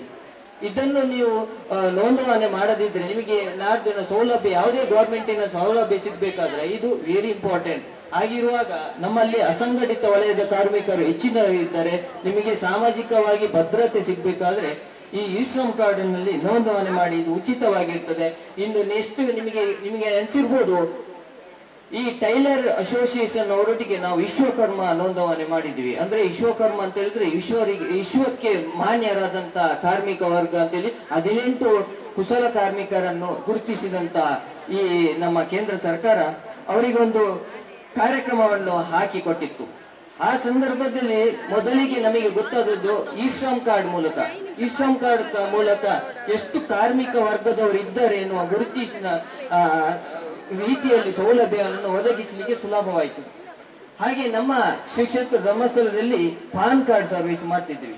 ಈ ಪಾನ್ ಕಾರ್ಡ್ ಕೇಂದ್ರ ಸರ್ಕಾರದ ಏನು ಇದು ದರ ಇದೆ, ಖಾಲಿ 107 ರೂಪಾಯಿಗೆ ನಾವು ಪಾನ್ ಕಾರ್ಡ್ ಸರ್ವಿಸ್ ಮಾಡ್ತೀವಿ. ನಿಮಗೆ ಎಲ್ಲಿಯಾದ್ರೂ ಗೌರ್ಮೆಂಟಿನ ನಿಮ್ಮ ಸಂಘ ಸಂಸ್ಥೆಗಳಿದ್ರೆ ನಿಮ್ಮ ಸೌಲಭ್ಯಗಳು ಬೇಕಿದ್ರೆ ನಾವು ಖಂಡಿತವಾಗಿ ನಿಮ್ಮಲ್ಲಿ ಬರ್ತೇವೆ. ನಮಗೆ ಯಾವುದೇ ರೀತಿಯ ಚಾರ್ಜಸ್ ಬೇಡ, ಉಚಿತ ಕೊಡುವಂಥದ್ದು ಉಚಿತ ಕೊಡ್ತೇವೆ. ಗೌರ್ಮೆಂಟಿನಲ್ಲಿ ದರದಲ್ಲಿದ್ದದ್ದು ಗೌರ್ಮೆಂಟಿನ ದರದಲ್ಲಿ ನಾವು ಕೊಡ್ತೀವಿ. ಹಾಗೆ ರಾಷ್ಟ್ರೀಯ ಪಿಂಚಣಿ ಯೋಜನೆ ತಿಳಿದೆ, ಕೇಂದ್ರ ಸರ್ಕಾರದ ಪ್ರಮುಖವಾದ ಇದು ಯೋಜನೆ. ರಾಷ್ಟ್ರೀಯ ಪಿಂಚಣಿ NPS ಅಂತ ಹೇಳ್ತಾರೆ, ನ್ಯಾಷನಲ್ ಪೆನ್ಷನ್ ಸ್ಕೀಮ್. ಈಗ ಅನೇಕ ಜನ ಮೊದಲಿನ ನಮ್ಮ ಸ್ವಸಹಾಯ ಸಂಘದಲ್ಲಿ ಇದ್ದವರಿಗೆ ಆಲ್ಮೋಸ್ಟ್ ನಾವು ಮಾಡಿದ್ವಿ. ಅವಾಗ ಮ್ಯಾನ್ಯುವಲ್ ಆಗಿತ್ತು, ಈಗ ಆಧಾರ್ ಲಿಂಕ್ ಬೇಸ್ ಅಲ್ಲಿ ಮಾಡುದು. ಇದಕ್ಕೆ ನಮ್ದು ಆಧಾರ್ ಕಾರ್ಡ್ ಮತ್ತೆ ಪಾನ್ ಕಾರ್ಡ್, ಬ್ಯಾಂಕ್ ಪಾಸ್ ಪುಸ್ತಕ ವೆರಿ ಇಂಪಾರ್ಟೆಂಟ್. ಇದಕ್ಕೆ ಈ ಟ್ಯಾಕ್ಸ್ ಬೆನಿಫಿಟ್ ಇದ್ದವರಿಗೂ ಮಾಡ್ಬೋದು, ಯಾರು ಕೂಡ ಸರ್ವಸಾಮಾನ್ಯವಾಗಿ ಮಾಡ್ಬೋದು. ಇದು ಗವರ್ಮೆಂಟ್ ನೌಕರರಿಗೆ ಮೊದಲು ಪಿಂಚಣಿ ಸಿಗ್ತಿತ್ತು, ಅವರಿಗೆ ರಿಟೈರ್ಮೆಂಟ್ ಆಗೋ.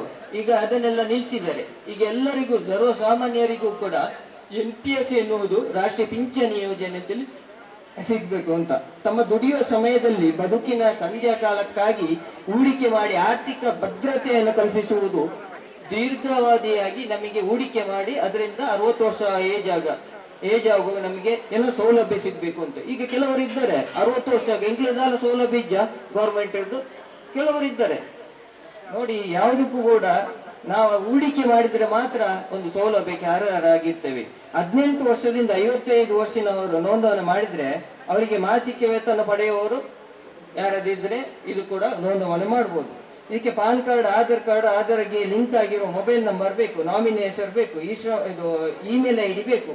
ಪ್ರಥಮ ಹೂಡಿಕೆ 500 ರೂಪಾಯಿ ಇದ್ದದನ್ನು ಈಗ 250 ರೂಪಾಯಿ ಮಾಡಿದ್ದೇವೆ. ನಿಮಗೆ ಪೋಸ್ಟ್ ಅಲ್ಲಿ ಕಾರ್ಡ್ ಕೂಡ ಬರ್ತದೆ 15 ದಿವಸದಲ್ಲಿ. ಮೊದಲು ನಿನ್ನ ಜನವರಿ ತಿಂಗಳವರೆಗೆ 500 ರೂಪಾಯಿ ಇತ್ತು ನೋಂದಣಿ ಮಾಡ್ಲಿಕ್ಕೆ, 250 ಆಗಿದೆ. ಪ್ರತಿ ತಿಂಗಳು ಕೂಡ ನೀವು ಪೇಮೆಂಟ್ ಮಾಡಬಹುದು, ಅಥವಾ ನಿಮಗೆ 6 ತಿಂಗಳಿಗೂ ಕೂಡ ಪೇಮೆಂಟ್ ಮಾಡಬಹುದು, ವರ್ಷಕ್ಕೆ ಕೂಡ ಪೇಮೆಂಟ್ ಮಾಡಬಹುದು. ಇದು ನಿಮ್ಮ ಮೊಬೈಲ್ ನಲ್ಲಿ ಆಪ್ ಅನ್ನು ಇನ್ಸ್ಟಾಲ್ ಮಾಡಿಕೊಂಡು ಏನು ಬ್ಯಾಂಕ್ ಸ್ಟೇಟ್ಮೆಂಟ್ ನೋಡ್ತೇವೆ ಆ ರೀತಿ ನೋಡ್ಕೊಂಡು ಮಾಡಬಹುದು. ನೀವು ಎಷ್ಟು ಹೂಡಿಕೆ ಸಹ ಮಾಡಬಹುದು, 250ಕ್ಕಿಂತ ಲಕ್ಷ ಗಟ್ಟಲೆ ಕೂಡ ಹೂಡಿಕೆ ಮಾಡಬಹುದು. ನೋಂದಣಿ ಮಾಡಿದವರಿಗೆ 15 ದಿವಸದಲ್ಲಿ ನಿಮಗೆ ಒಂದು ಕಾರ್ಡ್ ಬರ್ತದೆ, ಪಾನ್ ಕಾರ್ಡ್ ಇದ್ದಾಗಿನೇ ಕಾರ್ಡ್ ಬರ್ತದೆ.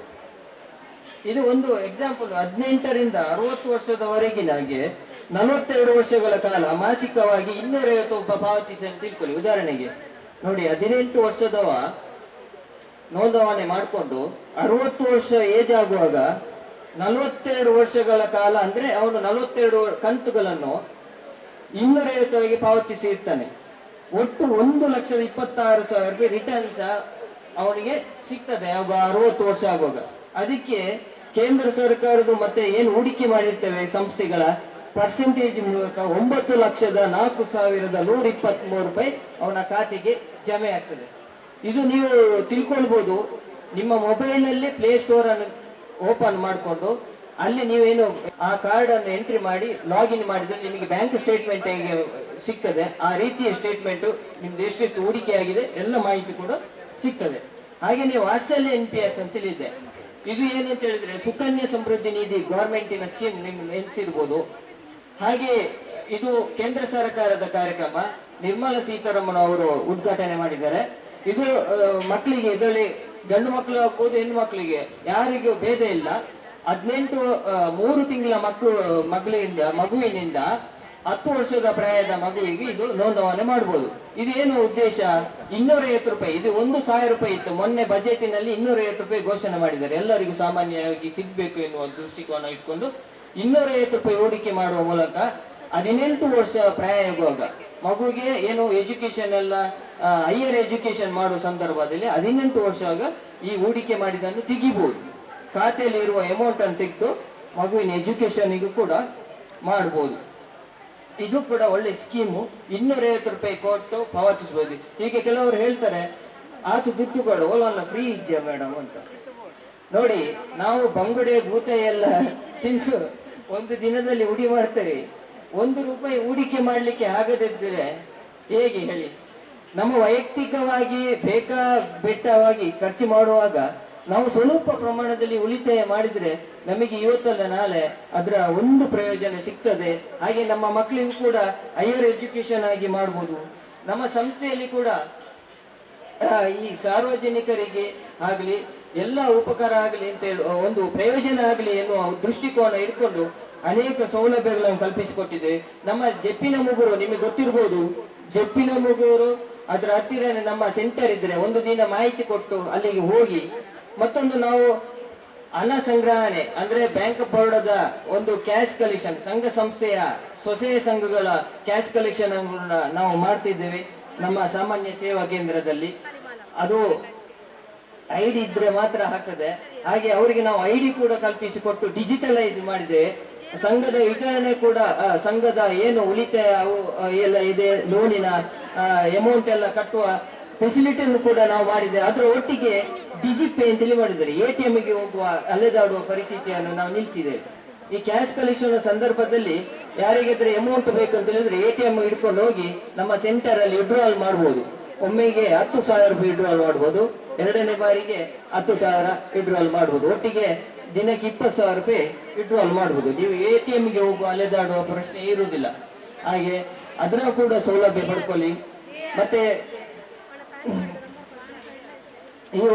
ಈ ಕಾರ್ಯಕ್ರಮದ ಎಲ್ಲರೂ ಸೌಲಭ್ಯಗಳನ್ನು ಪಡ್ಕೊಳ್ಳಿ. ಈ ಕಾರ್ಯಕ್ರಮಕ್ಕೆ ಇನ್ನಷ್ಟು ಜನ ಬಂದು ಮೆರುಗುಗೊಳಿಸಿ ನಿಮ್ಮ ಸ್ಥಳೀಯವಾಗಿ ಕೊಟ್ಟಂತಹ ಈ ಸೌಲಭ್ಯಗಳನ್ನು ನೀವು ಬಳಸಿಕೊಳ್ಳಬೇಕು. ಇಂತಹ ಪ್ರಯೋಜನಗಳನ್ನು ಒಂದು ವರ್ಷ ಮಾಡ್ತಿದ್ದಾರೆ.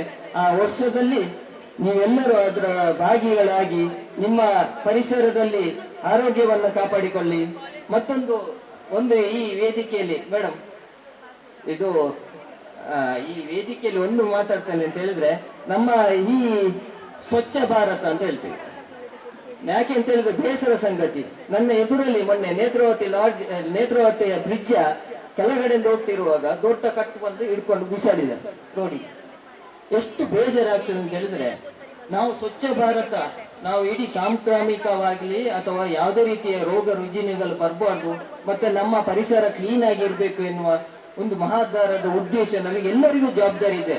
ಸಾರ್ವಜನಿಕರಿಗೆ ಎಲ್ಲರಿಗೂ ಜವಾಬ್ದಾರಿ ಇದೆ. ಮನೆಯಲ್ಲಿರುವ ಹೊರೆ ಕಷ್ಟ ಆಗ್ತದೆ ಅಂತ ಹೇಳಿ ದಾರಿ ಬದಿಗೆ ಬಿಸಾಡೋದು ಅದೊಂದು ಒಳ್ಳೇದಲ್ಲ. ಹಾಗಿರುವಾಗ ಎಲ್ಲರಲ್ಲೂ ಒಂದು ವಿನಂತಿ, ಯಾವುದೇ ರೀತಿಯ ಕಸಗಳಿರ್ಬೋದು, ತ್ಯಾಜ್ಯಗಳಿರ್ಬೋದು, ಅದಕ್ಕೆ ವಿಲೇವಾರಿಗೆ ಗಾಡಿಗಳು ಬರ್ತಾ ಇದೆ, ಅಲ್ಲಿ ಹೋಗಿ ನೀವು ಅದನ್ನು ಕೊಟ್ಟು ನಿಮ್ಮ ಹೊರೆಯನ್ನು ನೀಗಿಸಿ ಆ ಬೀದಿ ಬದಿಯಲ್ಲಿ ಆ ಕ್ಲೀನ್ ವ್ಯವಸ್ಥೆಯಲ್ಲಿ ನೀವು ಅದನ್ನು ತಕೊಂಡು ಹೋಗಿ ನಿಮ್ಮ ಎಂತ ಹೇಳ್ತಾರಲ್ಲ ಅದಕ್ಕೆ ಅಷ್ಟು ಬೇಸರ ಸಂಗತಿ. ಒಂದೊಂದು ಸಲ ಬಂದು ನಿಮಗೆ ಗೊತ್ತಾಗ್ಬೋದು, ಈ ಕಡೆ ಅವರೇ ನೇತ್ರಾವತಿ ಬ್ರಿಡ್ಜ್ ಹತ್ರ ಕೆಳಗಡೆ ಹೋದ್ರೆ ರಾಶಿ ಕೊಳತ ಪದಾರ್ಥಗಳಾಗ್ಬೋದು ಅಥವಾ ಪ್ಲಾಸ್ಟಿಕ್ ಇರ್ಬೋದು, ಅದನ್ನೆಲ್ಲ ತೆಗೆಯುವವರು ಯಾರು? ಜವಾಬ್ದಾರಿ ಇರ್ಬೇಕಲ್ಲ. ಅದಕ್ಕಿರುವಾಗ ನನ್ನೊಂದು ಕಳಕಳಿ ವಿನಂತಿ, ಸ್ವಚ್ಛವಾಗಿ ಇಟ್ಕೊಳ್ಳಿ.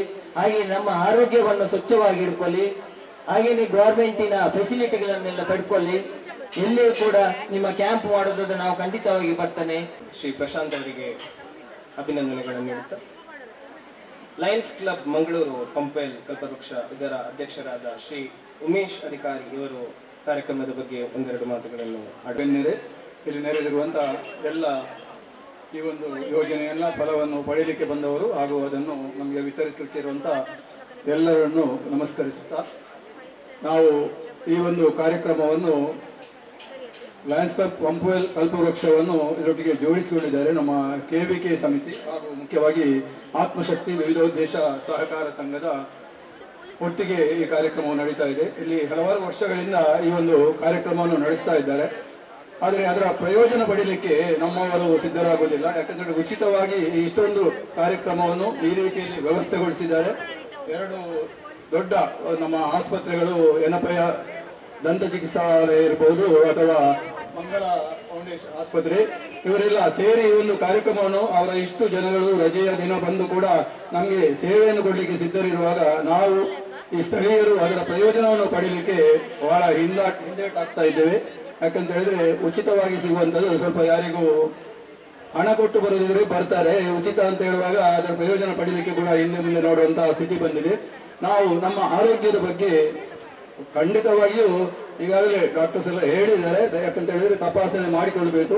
ರೋಗ ಬಂದ ನಂತರ ಮಾಡೋದಕ್ಕಿಂತ ಬರುವ ಮೊದಲೇ ತಿಳಿದ್ರೆ ಆರಂಭಿಕ ಸ್ಟೇಜ್ಗಳಲ್ಲಿ ಅದನ್ನು ಗುಣಪಡಿಸಲಿಕ್ಕೆ ಬಹಳ ಸುಲಭ ಅಂತ ನಮ್ಗೆಲ್ಲರಿಗೂ ಗೊತ್ತಿದೆ. ಆದರೆ ಅದನ್ನ ಪ್ರಯೋಜನವನ್ನು ಪಡೀಲಿಕ್ಕೆ ಯಾರು ಸಿದ್ಧರಿರುವುದಿಲ್ಲ. ನಮ್ಮ ಲಯನ್ಸ್ ಕ್ಲಬ್ ಇಂಟರ್ನ್ಯಾಷನಲ್ ಕೂಡ ಸುಮಾರು 108-9 ವರ್ಷಗಳ ಅಂದ್ರೆ 1917ರಲ್ಲಿ ಸ್ಥಾಪಿತವಾಗಿದೆ.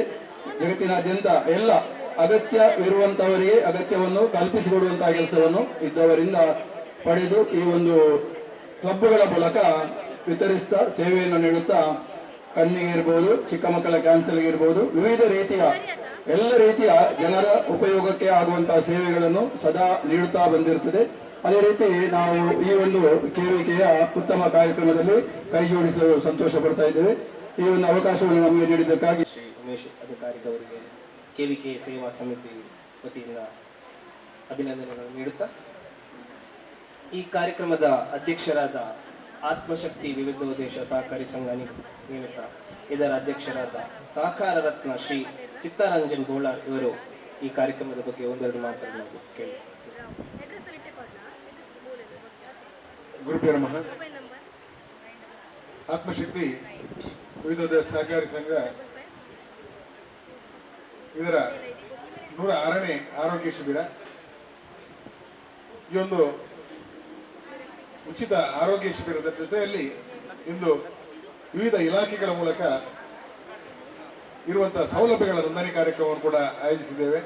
ಈ ಒಂದು ಕಾರ್ಯಕ್ರಮದ ಒಂದು ಮುಖ್ಯ ವೇದಿಕೆಯನ್ನು ವಹಿಸಿಕೊಂಡಂತಹ KVK ಸಂಘದ ಅಧ್ಯಕ್ಷರೇ ಹಾಗೂ ಎಲ್ಲ ಪದಾಧಿಕಾರಿಗಳೇ, ಹಾಗೆಯೇ ಇಂದಿನ ಈ ಕಾರ್ಯಕ್ರಮದಲ್ಲಿ ನಮ್ಮೊಂದಿಗೆ ಕೈಜೋಡಿಸಿದಂತಹ ಲಯನ್ಸ್ ಕ್ಲಬ್ ಕಲ್ಪವೃಕ್ಷ ಪಂಪೆಲ್ ಮಂಗಳೂರು ಇದರ ಅಧ್ಯಕ್ಷರೇ ಹಾಗೂ ಎಲ್ಲ ಪದಾಧಿಕಾರಿಗಳೇ ಹಾಗೂ NGO ಚಾರಿಟೇಬಲ್ ಟ್ರಸ್ಟ್ ಹಾಗೂ ಇಂದಿನ ಒಂದು ಆರೋಗ್ಯ ಶಿಬಿರವನ್ನು ನಮ್ಮೊಂದಿಗೆ ಉತ್ತಮ ರೀತಿಯಲ್ಲಿ ನೆರವೇರಿಸಲಿಕ್ಕೆ ಸಹಕಾರ ನೀಡಿದಂತಹ ಏನಪ್ಪಯ್ಯ ದಂತವೈದ್ಯಕೀಯ ಕಾಲೇಜಿನ ವೈದ್ಯಾಧಿಕಾರಿಗಳೇ ಹಾಗೂ ಎಲ್ಲ ಸಿಬ್ಬಂದಿ ವರ್ಗದವರೇ ಹಾಗೂ ಮಂಗಳ ಆಸ್ಪತ್ರೆಯ ಎಲ್ಲ ಸಿಬ್ಬಂದಿ ವರ್ಗದ ವೈದ್ಯಾಧಿಕಾರಿಗಳೇ, ಆತ್ಮಶಕ್ತಿ ವಿವಿಧ ಸಹಕಾರಿ ಸಂಘ ನಿರಂತರವಾಗಿ ಆರೋಗ್ಯ ಶಿಬಿರ ಏರ್ಪಡಿಸಿ ಬರುವಾಗ ಕಾರ್ಯಕ್ರಮದಲ್ಲಿ ನಾವು ಎಲ್ಲ ಕಡೆ ಹೇಳ್ತೇವೆ, ಇದರ ಪ್ರಯೋಜನ ಪಡ್ಕೊಳ್ಳಿ. ಈಗಾಗಲೇ ನಿಮಗೆ ಮಂಜುಳಾ ಅವರು ಮಾಹಿತಿ ನೀಡುವಾಗ ಹೇಳಿದ್ರು, ನಾವು ಓಡಾಡಿಸುವ ನಮ್ಮ ಯಾವುದೇ ಒಂದು ವಾಹನ ಇದ್ರೆ ಅದನ್ನು ನಾವು ಮೊದಲು ಸರ್ವಿಸ್ ಮಾಡಿಸ್ತೇವೆ, ಆಮೇಲೆ ನಾವು ಎಲ್ಲಿಗಾದ್ರೂ ಹೊರಡ್ತೇವೆ ಅಂತೇಳಿ. ಎಲ್ಲೇ ಆಗಲಿ ನಾವು ದೂರ ಹೋಗುವಾಗ ಅದನ್ನು ಮೊದಲು ನಾವು ಎಲ್ಲ ಚೆಕಪ್ ಮಾಡಿಸಿ ಹೋಗ್ತೇವೆ. ಅದೇ ರೀತಿಯಲ್ಲಿ ನಮ್ಮ ಆರೋಗ್ಯವನ್ನು ಕೂಡ ನಾವು ನಿರಂತರವಾಗಿ ಎಲ್ಲಿಗಾದ್ರೂ ರೋಗ ಬಂದ ನಂತರ ಅಲ್ಲ, ಅದರ ಮೊದಲೇ ನಾವು ಆರೋಗ್ಯವನ್ನು ಕಾಪಾಡಿಸಿಕೊಳ್ಳಿಕ್ಕೆ ಇಂಥ ಶಿಬಿರಗಳಿರ್ತದೆ. ಈ ಶಿಬಿರವನ್ನು ಆಯೋಜಿಸುವಾಗ ನಿಮ್ಗೆ ಗೊತ್ತಿರ್ಬೋದು, ಹೇಳಲಿಕ್ಕೆ ತುಂಬಾ ಸುಲಭ. ಆ ಶಿಬಿರವನ್ನು ಆಯೋಜಿಸಲಿಕ್ಕೆ ಎಲ್ಲರೂ ಅವರ ಈ ಒಂದು ಆದಿತ್ಯವಾರದ ಒಂದು ರಜೆಯ ವೇಳೆಯನ್ನು ಕೂಡ ನಿಮ್ಮೊಂದಿಗೆ ಹಂಚುತ್ತಾರೆ.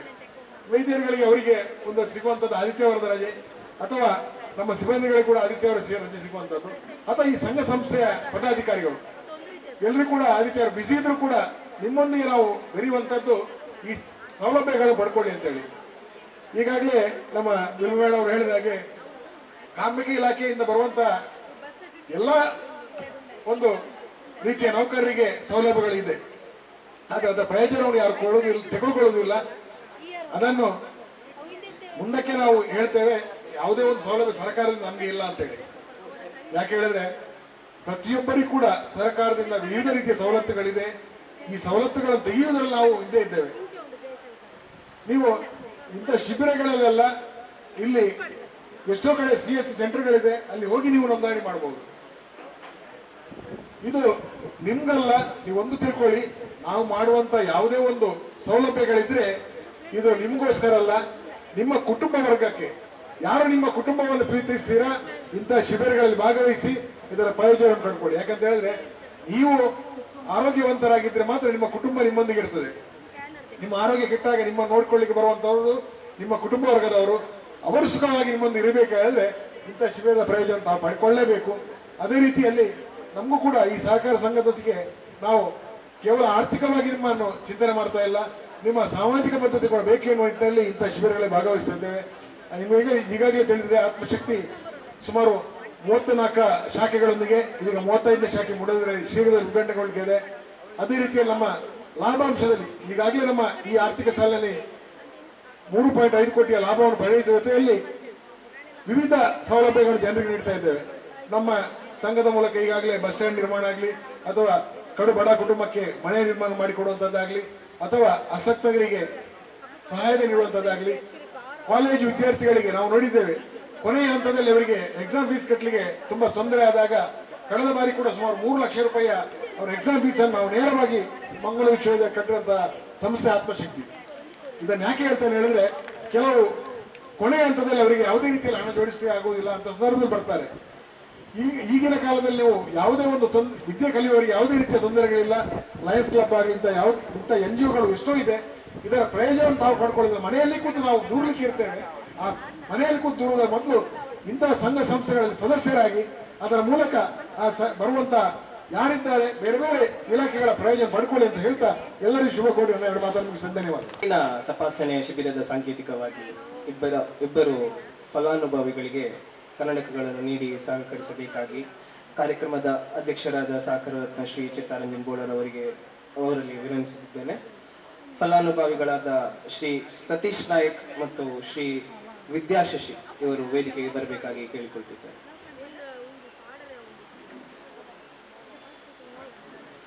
ಶ್ರೀಮತಿ ಲೋಲಾಕ್ಷಿ ಅವರು ವೇದಿಕೆಗೆ ಬರಬೇಕಾಗಿ ಕೇಳಿಕೊಳ್ತಾರೆ.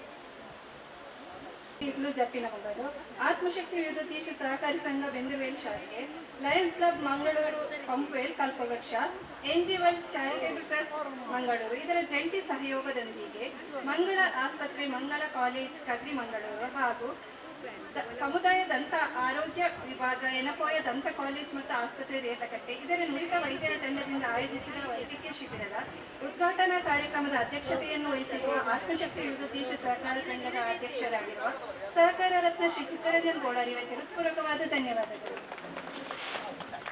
ಕಾರ್ಯಕ್ರಮದಲ್ಲಿ ಉಪಸ್ಥಿತರಿರುವ KVK ಸೇವಾ ಸಮಿತಿಯ ಅಧ್ಯಕ್ಷರಾಗಿರುವ ಶ್ರೀಮತಿ ವೀಣಾ ಮಂಗಳ ಇವರಿಗೂ ಹೃತ್ಪೂರ್ವಕವಾದ ಧನ್ಯವಾದಗಳು.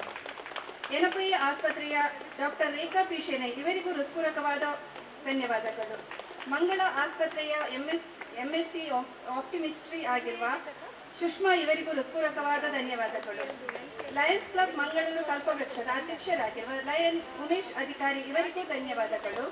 ಹಾಗೂ ಲಯನ್ಸ್ ಕ್ಲಬ್ ಮಂಗಳೂರು ಕಲ್ಪವೃಕ್ಷದ ಸ್ಥಾಪಕ ಅಧ್ಯಕ್ಷರಾದ ರಾಜೇಶ್ ಇವರಿಗೂ ಹೃತ್ಪೂರ್ವಕವಾದ ಧನ್ಯವಾದಗಳು.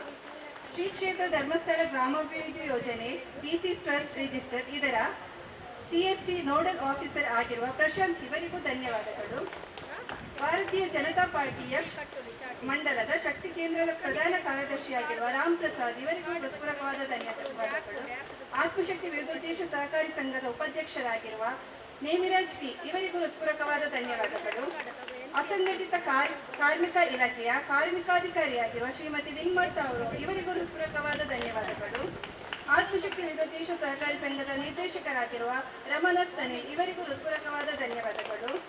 ಆತ್ಮಶಕ್ತಿ ವಿವಿಧೋದ್ದೇಶ ಸಹಕಾರಿ ಸಂಘದ ನಿರ್ದೇಶಕರಾಗಿರುವ ಗೋಪಾಲ್ M ಇವರಿಗೂ ಹೃತ್ಪೂರ್ವಕವಾದ ಧನ್ಯವಾದಗಳು.